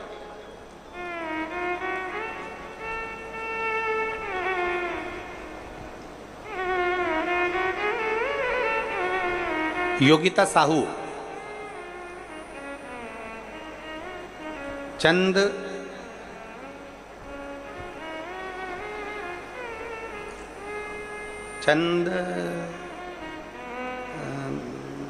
खूरी लिखा है कि बुरी लिखा है वो पता नहीं है, हम चैनल पे दिखा देते हैं, तुम खुद पढ़ लेना और तुम समझ जाना कि यही लिखा है, ठीक है। कैमरे वाले भैया जरा आओ तो जरा इनको बताओ क्या लिखा हुआ है। मैं योगिता साहू, चंद, अब तुम पढ़ लेना फिर दुर्ग, ठीक है। खुरी, हाँ चंद खुरी, हाँ ठीक है, समझ गए। हर हर महादेव। मैं योगिता साहू, चंद खुरी, दुर्ग से। कहीं बैठी हो तो हाथ हिला सकती हैं। योगिता साहू कहीं बैठी हैं चंदखुरी से तो हाथ हिला सकती हैं। मैं बाबा का क्या वर्णन करूं गुरुदेव। कहीं बैठी हो और अगर बच्चे को लाई हो, इधर बैठी हैं क्या, बच्चे को लाई हो तो लेकर आ सकती हैं, ले आओ। मैं भोले बाबा का क्या वर्णन करूं गुरुदेव।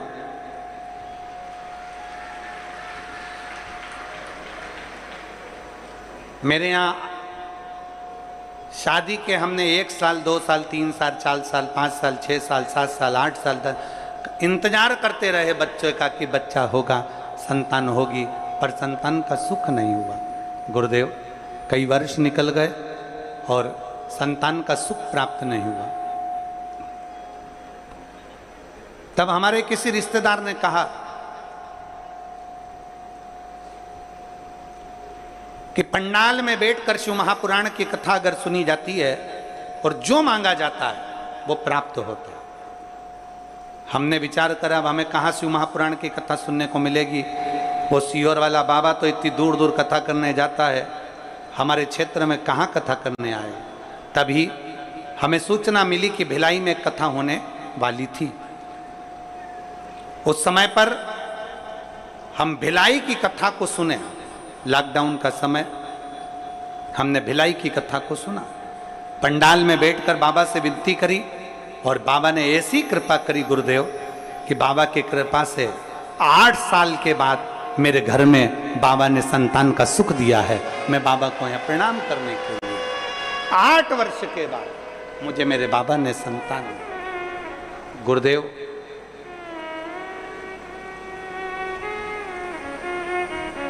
एक बात कहना चाहती हूं, जब संतान नहीं होती है ना तो लोग एक स्त्री को, एक नारी को दोष देते हैं, पर मेरे भोले बाबा से विनती है आप जो अपनी भाषा में कहते हो वो एक बार इस व्यासपीठ से जरूर कहना। हम जो भोले बाबा से कहते हैं आपको मालूम होगा, एक ही चीज कहते हैं कि मेरे बाबा किसी स्त्री की गोद खाली मत रखना और किसी पुरुष की जेब खाली मत रखना। स्त्री की गोद खाली रहती है। लॉकडाउन के समय पर हमने कथा सुनी और बाबा से इस पंडाल में बैठकर बाबा से भिलाई की कथा में मांगा था कि हमारे घर औलाद हो जाए, और बाबा ने 8 साल के बाद हमें कथा, बाबा ने संतान।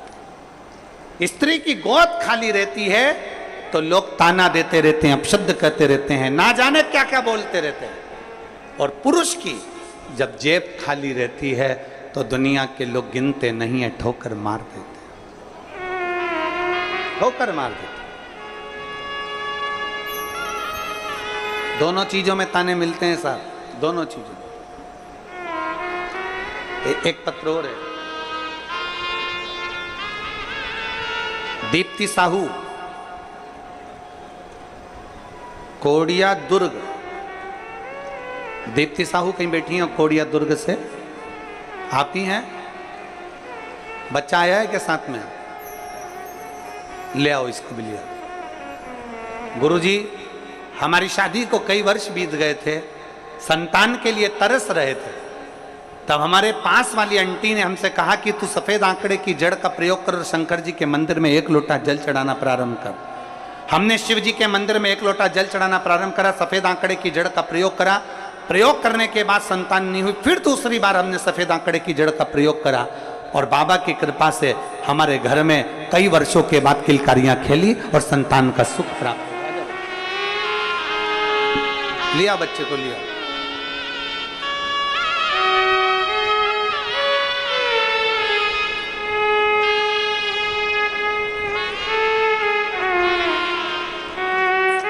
प्रणाम करो, प्रणाम करो।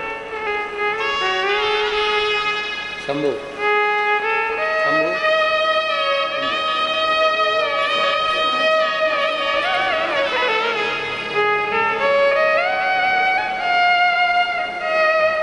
खुश हो, प्रसन्न हो। अब रोने का नहीं, अब खुश होने का।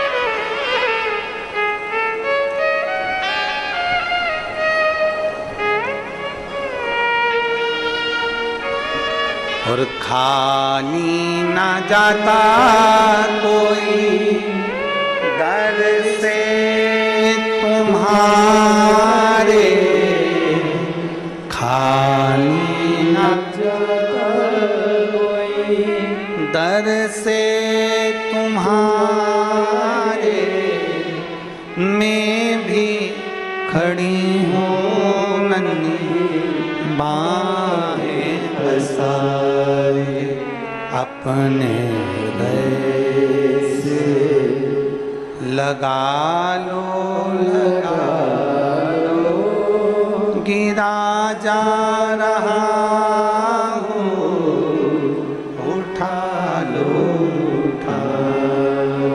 भोले अपने दर से अब तो ना टालो, गिरी जा रही हो, उठा लो, उठा लो।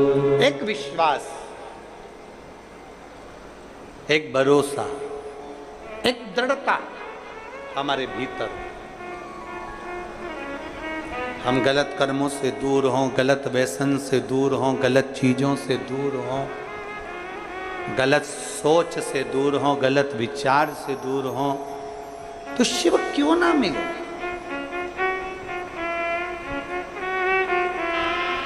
फिर शंकर क्यों ना मिले?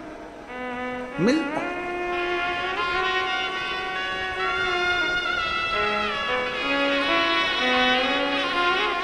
बधाई हो।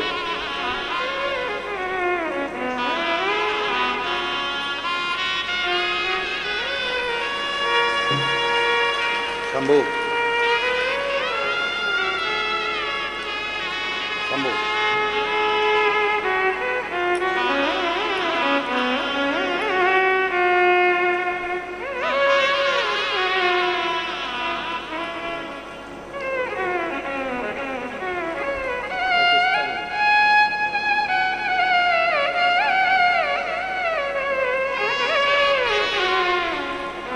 एक विश्वास के साथ में हम शिव को भजें।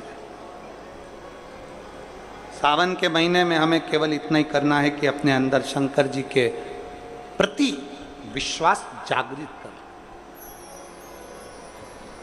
शिव के प्रति एक भरोसा जागृत करना। फिर आपको कुछ नहीं करना है। हमने पहले भी कहा, शंकर भगवान को 1 लोटा जल चढ़ाने वाला कहीं पर भी चले जाए, वो मेरे शंकर की दृष्टि से दूर नहीं रहता, शिव की दृष्टि उस पर पड़ी ही रहती है। देवराज नाम का ब्राह्मण कर्म से वंचित था, और ये 3 चीजें, व्यसन, वासना और निंदा, उसमें तीनों थी।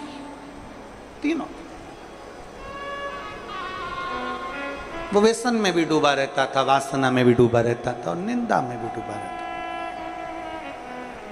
एक बहुत सुंदर बात शिव महापुराण की कथा कहती है, कोई निंदा करने वाला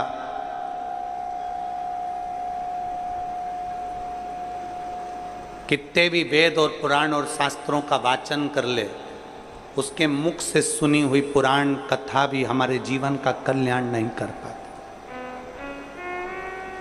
व्यसन और वासना में डूबे हुए व्यक्ति के मुख से कितना भी प्रवचन सुन लो, वो हमारा कल्याण नहीं कर सकता,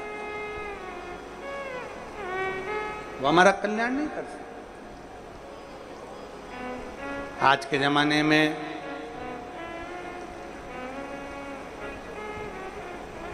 डुप्लीकेट ना जाने कितने सारे बाबाओं का ढेर लगा पड़ा हुआ है। सावधानी की बहुत जरूरत है, बहुत जरूरत।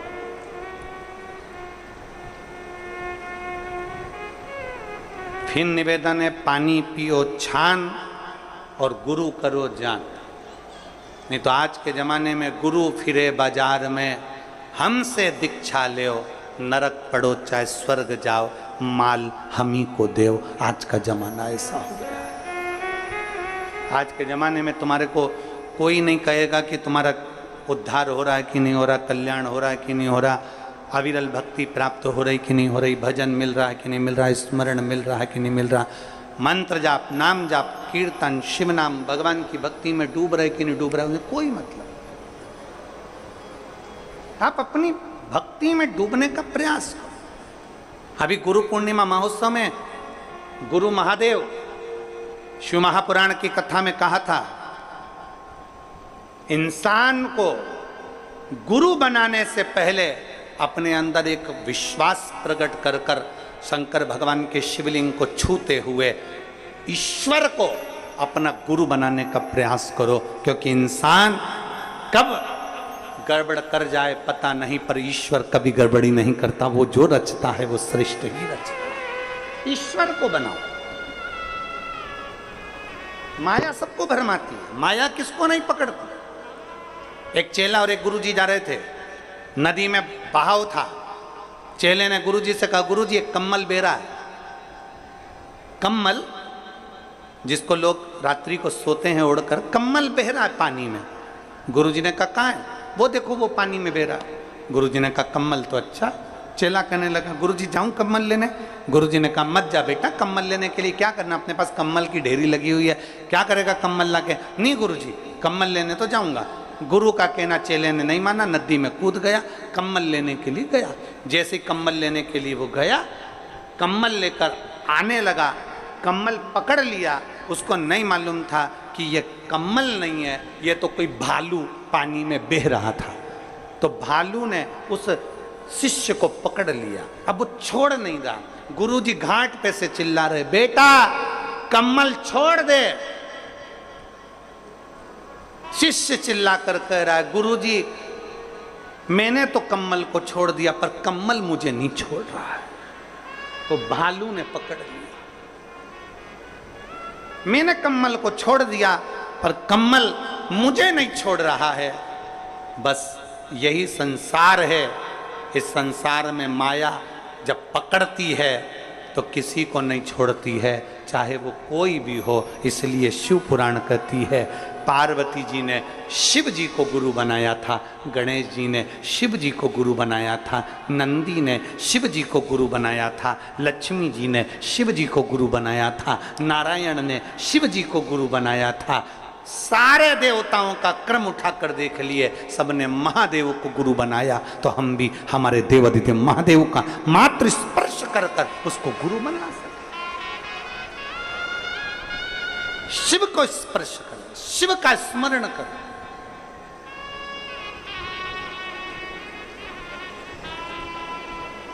व्यसन, वासना और निंदा ये दूर रहे।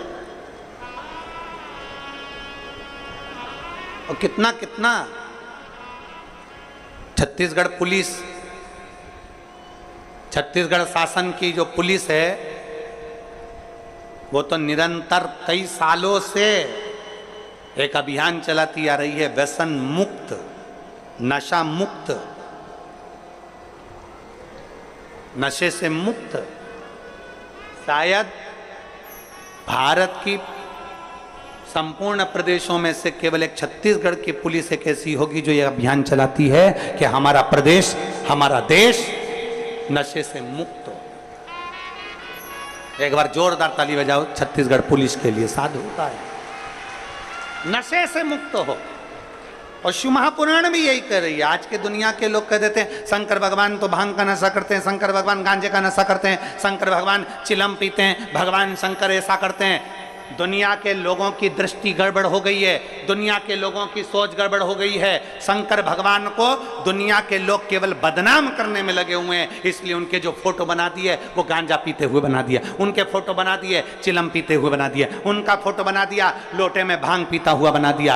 अरे मेरे देव अधिदेव महादेव ना कभी गांजा पीते हैं ना कभी भांग पीते हैं। मेरे महादेव तो नशे से मुक्त रहने की सलाह देते हैं कि नशे से मुक्त रहिए, नशे से मुक्त। ये तो दुनिया की दृष्टि गलत है ना। जिसकी गलत दृष्टि होती है ना उसी को गलत दिखता है। रोड पे गाय ज्यादा हो जाती है तो दुनिया के लोग कहते कितनी आवारा गाय घूम रही है। अरे आवारा तेरी आंख हो गई जो तुझे गौ माता भी आवारा नजर आ रही है।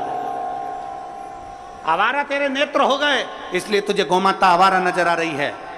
याद रखना, हमारी दृष्टि जैसी होती है सामने की सृष्टि वैसी नजर आती है। नीला चश्मा लगाओगे तो नीला दिखेगा, काला लगाओगे तो काला दिखेगा, पीला चश्मा लगाओगे तो पीला दिखेगा, गुलाबी लगाओगे तो गुलाबी दिखेगा। जैसा चश्मा आंखों में चढ़ा रहेगा वैसा दिखेगा। हम जैसे हैं वैसे हमको सब नजर आते हैं। गौ माता कभी आवारा नहीं होती, हमारी दृष्टि आवारा हो गई। दूध निकाला छोड़ दिया, रोडों पर फिर रही है, कचरा खा रही है, पॉलीथीन खा रही है और उसकी दशा बिगड़ रही है। कहीं से तो गुजारा करेगी, कहीं से तो पेट भरेगी गौ माता। वो आवारा नहीं है, आवारा हमारी दृष्टि है।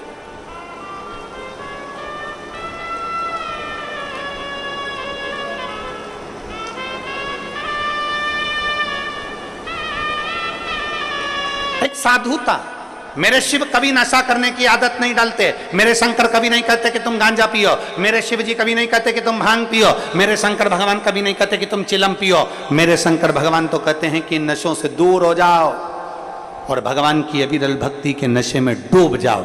जिस दिन तुम राम नाम, कृष्ण नाम, शिव नाम के नशे में डूबोगे उस दिन तुम्हारी जिंदगी स्वयं सार्थक होती चलेगी। व्यसन, वासना और निंदा, ये तीनों से ब्राह्मण को दूर रहना चाहिए।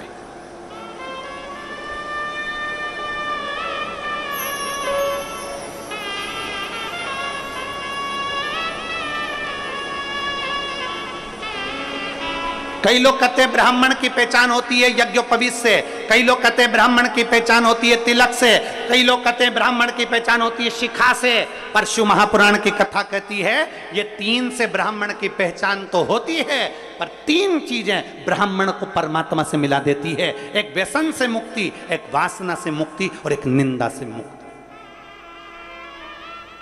ये तीन चीजें परमात्मा से मिला। व्यसन, वासना और निंदा ये दूर हो जाए। पर देवराज नाम का ब्राह्मण व्यसन से दूरी नहीं बना सका, देवराज नाम का ब्राह्मण वासना से दूरी नहीं बना सका, देवराज नाम का ब्राह्मण निंदा से दूरी नहीं बना सका। इसने घेर रखा था और ऐसा घेरा कि देवराज एक दिन चोरी का धन लेकर आ रहा था। चोरी का धन उसके पास में था और वो चोरी का धन उसके साथ में किसके लिए ला रहा था? देवराज चोरी किसके लिए कर रहा? देवराज को चोरी की जरूरत क्या पड़ गई? पेट भरने जितना तो मेरा भोलेनाथ सबको देता है, पेट भरने जितना तो मेरा बाबा सबको देता है, क्योंकि उसने संकल्प लिया है कि मृत्यु लोक में मैंने तुझे जन्म दिया है तो तेरे पेट भरने की जवाबदारी मेरी है। पर याद रखना, पेट भरने जितना मैं दूंगा, तेरा परिवार जितना बढ़ता चले जाएगा, उतना उतना तेरे धन की व्यवस्था में करते चले जाऊंगा, उतना उतना तेरे भोजन की व्यवस्था में करते चले जाऊंगा, सब कुछ मैं दूंगा।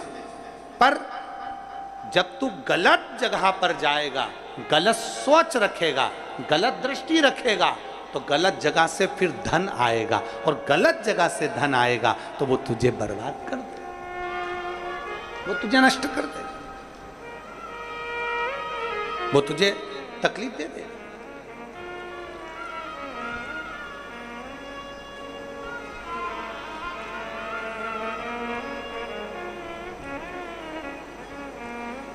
व्यक्ति नौकरी करता है, व्यक्ति धंधा करता है, उससे उसके घर का गुजारा आराम से चलता है, पर जब वो सोचने लगता है कि पड़ोसी के घर में एक गाड़ी आई है, बहुत जोरदार आई है, गाड़ी मुझे भी चाहिए, तब फिर वो एक का दो करना प्रारंभ कर देता है। पड़ोसी ने बड़ा बंगला बना लिया, महल बना लिया, मेरे परिवार वालों ने, मेरे रिश्तेदारों ने बड़ा महल, बड़ा बंगला बना लिया, अब उसको भी ज्यादा चाहिए, तो उसने फिर एक का दो करना प्रारंभ कर दिया। मतलब जब तक उसका पेट भरा रहा था, परमात्मा उसको उस लायक दे रहा था, धन ज्यादा चाहिए था तो गलत काम करना उसने प्रारंभ कर दिया। देवराज अपनी पत्नी, अपने बच्चों के साथ रहता था, भोलेनाथ उसका गुजारा करता था।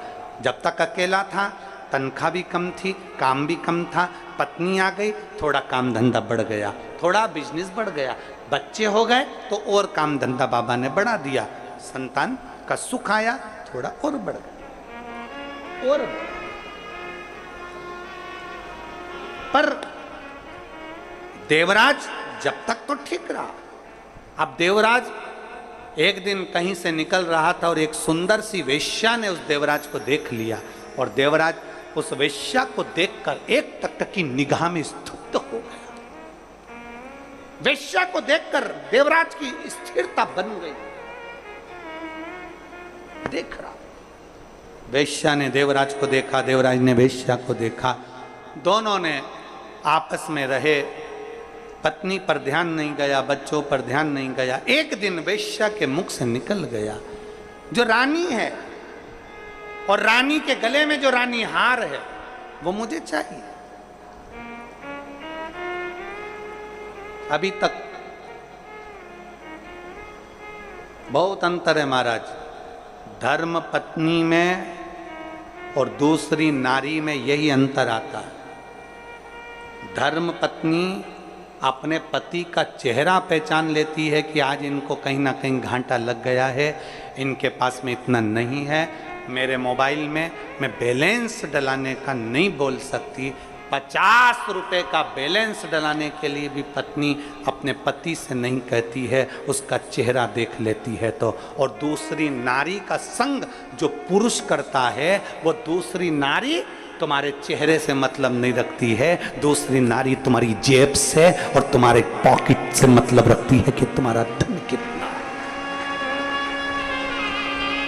उसे मतलब नहीं तुम्हारे चेहरे से, तुमने कमाया नहीं कमाया, कहां से ला रहे हो, कैसे ला रहे हो, क्या कर रहे हो, उसे मतलब नहीं है। उसको तो धन चाहिए, उसको तो रानी हार चाहिए, उसको तो हाथ की पाटली चाहिए, उसको तो सोने की अंगूठी चाहिए, उसको तो अपने श्रृंगार की वस्तु चाहिए, उसको तो श्रृंगार का वस्त्र, श्रृंगार के आभूषण सब चाहिए। वो पराई नारी पर पुरुष से प्राप्त करना चाहती। वेश्या को देवराज से मतलब नहीं था, वेश्या को मतलब था उसके धन से। रानी जो गले में हार पहनती है, रानी हार, वो मुझे चाहिए। रानी जो गले में हार पहनती है वो मुझे दीजिए। देवराज ने कहा, मन में देवराज ने सोचा, मेरी पत्नी ने कभी मुझसे हार नहीं मांगा, मेरी पत्नी ने कभी मुझसे कोई सामान नहीं मांगा, पर ये वेश्या आए दिन कुछ ना कुछ मांगती, फिर भी उसके आकर्षण में इतना आसक्त था, उसके आकर्षण में, उसके स्वरूप में इतना इतना इतना फंस चुका था कि निकल नहीं पा रहा। वेश्या ने कह दिया, कल तक मुझे रानी के गले का हार चाहिए, कल तक चाहिए। ठीक है,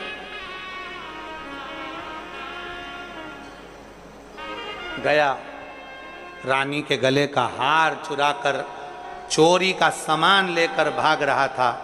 पीछे दूत लग गए, शरीर में कष्ट हो गया, बहुत तपन होने लगी, बुखार सा आ गया, आगे बढ़ नहीं पा रहा था।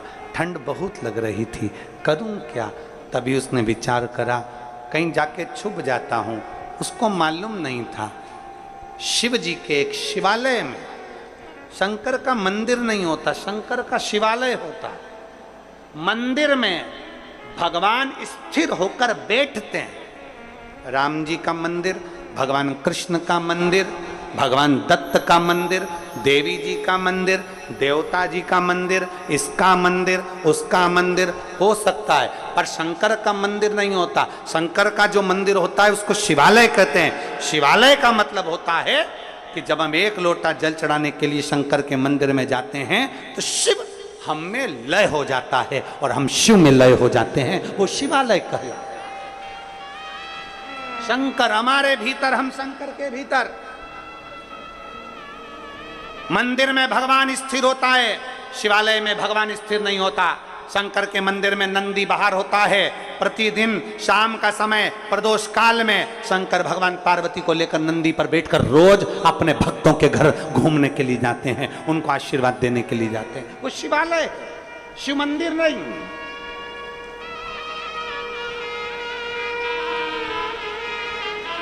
जो लोग कहते हैं कहां जा रहे हो, शंकर के मंदिर जा रहे हैं, नहीं नहीं नहीं, आपको कहना चाहिए शिवालय जा रहे हैं। शिवालय मतलब मैं शंकर को निमंत्रण देने जा रही हूं, मैं शिव से कहने के लिए जा रही हूं कि मैं दुखी हूं, मैं कष्ट में हूं, बहुत तकलीफ है मेरी जिंदगी में, पर मेरे बाबा मुझे तुझ पर भरोसा है, मुझे तुझ पर भरोसा है। जब कोई नहीं आएगा तब मेरा महादेव आए। एक पत्र, गजानन देवांगन जामुल भिलाई छत्तीसगढ़ के हैं। कहीं बैठे हो तो हाथ हिला सकते हैं, अगर कहीं बैठे हो तो हाथ हिला सकते हैं। गजानन देवांगन जामुल भिलाई छत्तीसगढ़, मेरा मोबाइल नंबर ये है। आ जाओ, एक बेलपत्र ले जाना, आ जाइए। गजानन देवांगन जामुल भिलाई छत्तीसगढ़, मेरा मोबाइल नंबर ये है। मैं गुरुजी प्रणाम करता हूं। शिव जी की दया का थोड़ा सा वर्णन कर रहा हूं। बहुत तकलीफ की जिंदगी चल रही थी, थोड़ा सा पैसा था वो भी खत्म हो गया था। मेरे घर में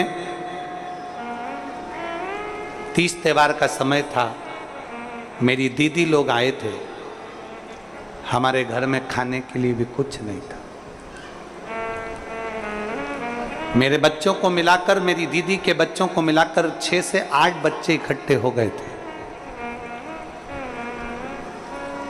तभी मेरे पास कुछ भी नहीं था, तो मैंने कुछ बिस्कुट के पैकेट अलमारी में रख दिए थे कि मेरी जीजी के बच्चों को दे दूंगी। इतना भी हमारे पास में नहीं था कि हम किसी को सही से भोजन करा सकें। बिस्कुट के पैकेट निकाले, दीदी के बच्चों को दे दिए। मेरा बच्चा मेरे पास में दौड़ कर आकर बोला, माँ हमको भी बिस्कुट चाहिए, पर बिस्कुट इतना था नहीं, कैसे देते। अब कोई मेहमान आता है ना गुरुजी, तो उसका तो आदर करना पड़ता है, भले अपन भूखे रह जाओ, अपने तन पर भले वस्त्र ना हो, पर कोई आए ना तो उसको वस्त्र भी देना पड़ता है, उसको भोजन भी कराना पड़ता है। चावल सांभर तो हम खिला दिए, बिस्कुट का पैकेट था वो हमने जीजी के बच्चों को भी दे दिया। हमारे बच्चे हमारे पास रोते हुए आकर कहते हैं, माँ हमको भी बिस्कुट दे। हमारे पास खरीदने के लिए पैसा नहीं था, पैसा नहीं खरीदने के। मेरी दीदी ने मेरा मुख देखा और देखते से बिस्कुट का पूड़ा अपने बच्चे से लेकर मेरे बच्चे को दे दिया। और जाते जाते मेरी दीदी ने रसोई घर में से एक लोटा उठाकर भरकर पानी का मुझसे कहा, बस अब तू शंकर के मंदिर जाना और एक लोटा जल चढ़ाती रहना, 4 महीने बाद मैं आऊंगी, फिर मुझे बताना कि वो तू लोटा भर के जल शिव जी को चढ़ाती है तो तेरी अलमारी बिस्कुट से भराई कि नहीं भराई, तेरी अलमारी बाबा ने भरी कि नहीं। तुम मुझे बताना,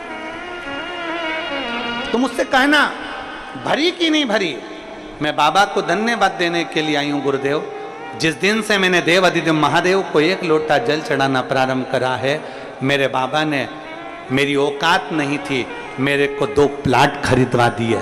मेरे बाबा ने मेरा स्वयं का इतना काम कर दिया कि आज मुझे बाबा ने लखपति बनाकर छोड़ा है। ये शिव के 1 लोटे जल का प्रमाण है। जिसके घर में बच्चों को बिस्कुट देने का भी बिस्कुट का पुड़ा ना हो,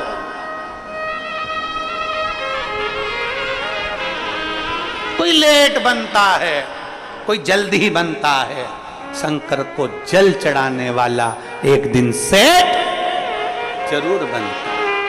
थोड़ा लेट हो सकता, थोड़ी तकलीफ आ सकती है, थोड़ी जिंदगी में आते हैं दुख पड़ाव ऐसे रहते हैं, जीवन में दुख तकलीफें चलती रहती है, जीवन में कष्ट आता रहता है, जीवन में दुख तकलीफें आती रहती है। जिसके पास में 1 बिस्कुट का पुड़ा भी ना हो अपने बच्चों को देने के लिए, जो संघर्ष की जिंदगी जी रहा हो, अगर वो 1 लोटा थाम ले अपने हाथ में और शिवालय तक जाए, शिवालय तक शिव में लय होने के लिए, शंकर को पाने के लिए,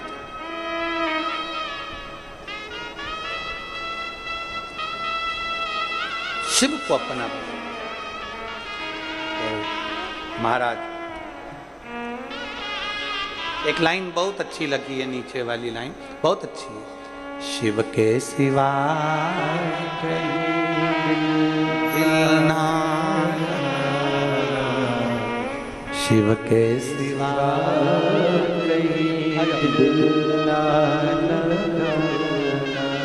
वरना पड़ेगा तुझे आंसू बहाना,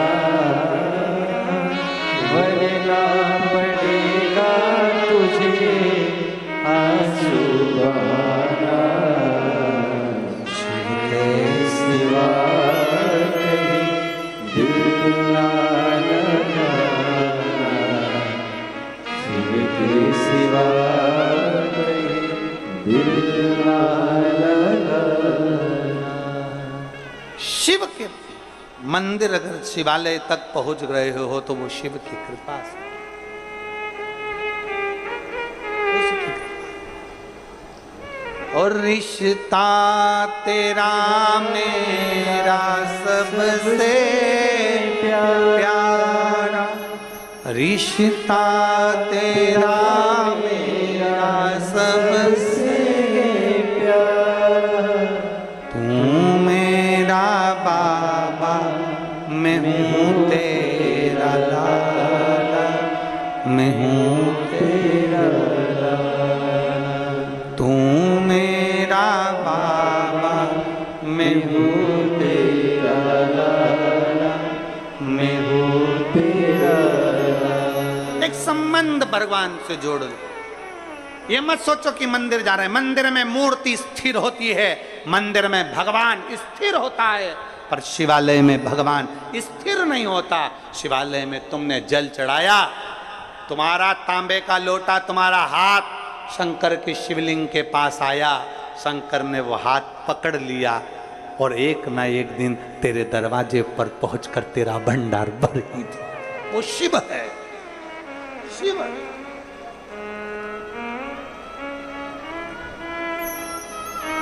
उसको पहचान जो जान जाए, जो जान।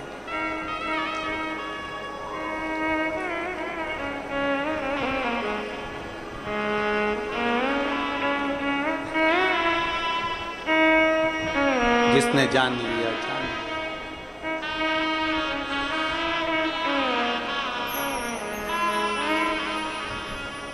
नमामि शमीशा निर्वाण रूपम विभुं व्यापकं ब्रह्म वेदस्वरूपम।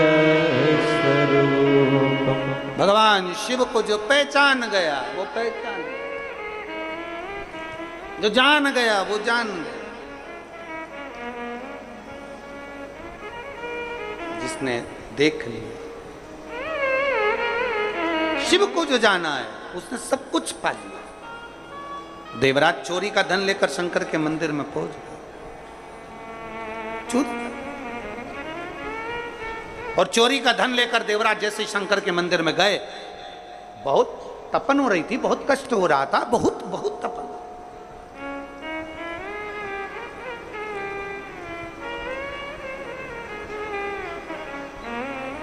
अंदर शिवालय में कोई शिव महापुराण की कथा कर रहा था। शिवालय, ब्राह्मण देवता चिल्ला रहे थे, हर हर, जरा दोनों हाथ उठाकर हर हर। कोई शिव भक्त जिसके दिल में शिव बैठ जाए, बहुत बड़ी बात। हम ये बोलबम सेवा एवं कल्याण समिति, इसको धन्यवाद देते हैं। बोलबम कल्याण एवं सेवा समिति को धन्यवाद देते हैं और दया सिंह जी आपको भी धन्यवाद देते हैं। एक सच्चे शिव भक्त का यही लक्षण होता है कि सावन महीने में इतने करोड़ों लाखों शिव भक्तों को शिव कथा सुनवा है। और दया सिंह जी, ये आपकी भी पुण्याई नहीं है, सही मायने में तो बताएं, ये आपके माता पिता की कोई पुण्याई होगी जो भरी होगी, जिसके कारण ये शिव महापुराण की कथा में। आपकी भी पुण्याई नहीं, आपके माता पिता की पुण्याई है। और ये माता पिता के संस्कार हैं, ये माता पिता की पुण्याई है। वो कहते हैं छोटी सी गुल्लक में पैसा डाले जाओ, गुल्लक भरा जाए, फोड़ा जाता है तो गिफ्ट आता है। आपके दादा परदादा माता पिता और आप, आपके परिवार और आपके मित्र दोस्त, आपकी पूरा ग्रुप और आपकी बम बोल समिति के पूरे ग्रुप का, उनके माता पिता का कोई पुण्य एक गुल्लक में इकट्ठा हुआ होगा, जो सावन की पहली शिव महापुराण की कथा ये भिलाई में हो रही है। ये पुण्य है। आप बोल बम का नारा है, ये पुण्य आई है, ये सामने आई है, ये पुण्य आई। और आप सब भी पुण्य वाले, जितने भिलाई के रहवासी हैं, जितने भिलाई में रहने वाले भक्त हैं, जो शंकर की कथा में पंडाल में बैठकर कथा सुनने के लिए जा रहे हो, बरसते पानी में छाता लगा लगा के, मैं कहूंगा आस्था चैनल वालों से जरा दिखाओ, आसपास में कहीं जगह नहीं, और लोग कथा के पहले दिन छाता लगा लगा कर बरसते पानी में शिव महापुराण की कथा लाखों की संख्या में लोग श्रवण कर रहे हैं। ये शिव भक्ति, इसको शिव भक्ति कहते हैं, इसको शंकर का समर्पण कहते हैं।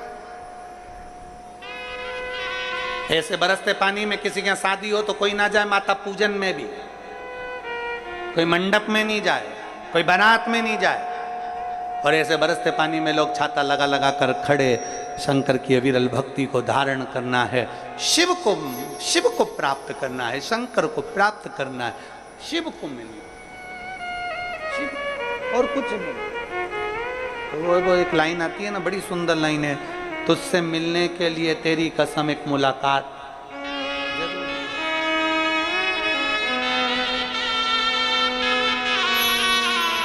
और मेरे भोले तेरा सहारा है, मेरे भोले तेरा सहारा है, मेरी नैया का तो किनारा है, मेरी नैया का तो किनारा।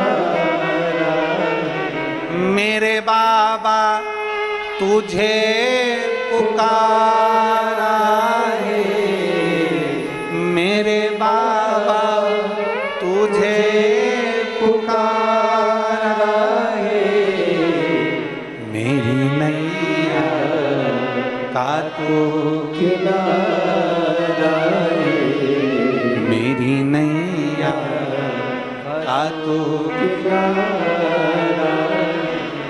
शिव को पाने के लिए जाना पुण्याई है आपकी। ये जितने लोग कथा सुन रहे हैं, इनकी पुण्याई है। कथा करवा रहे हैं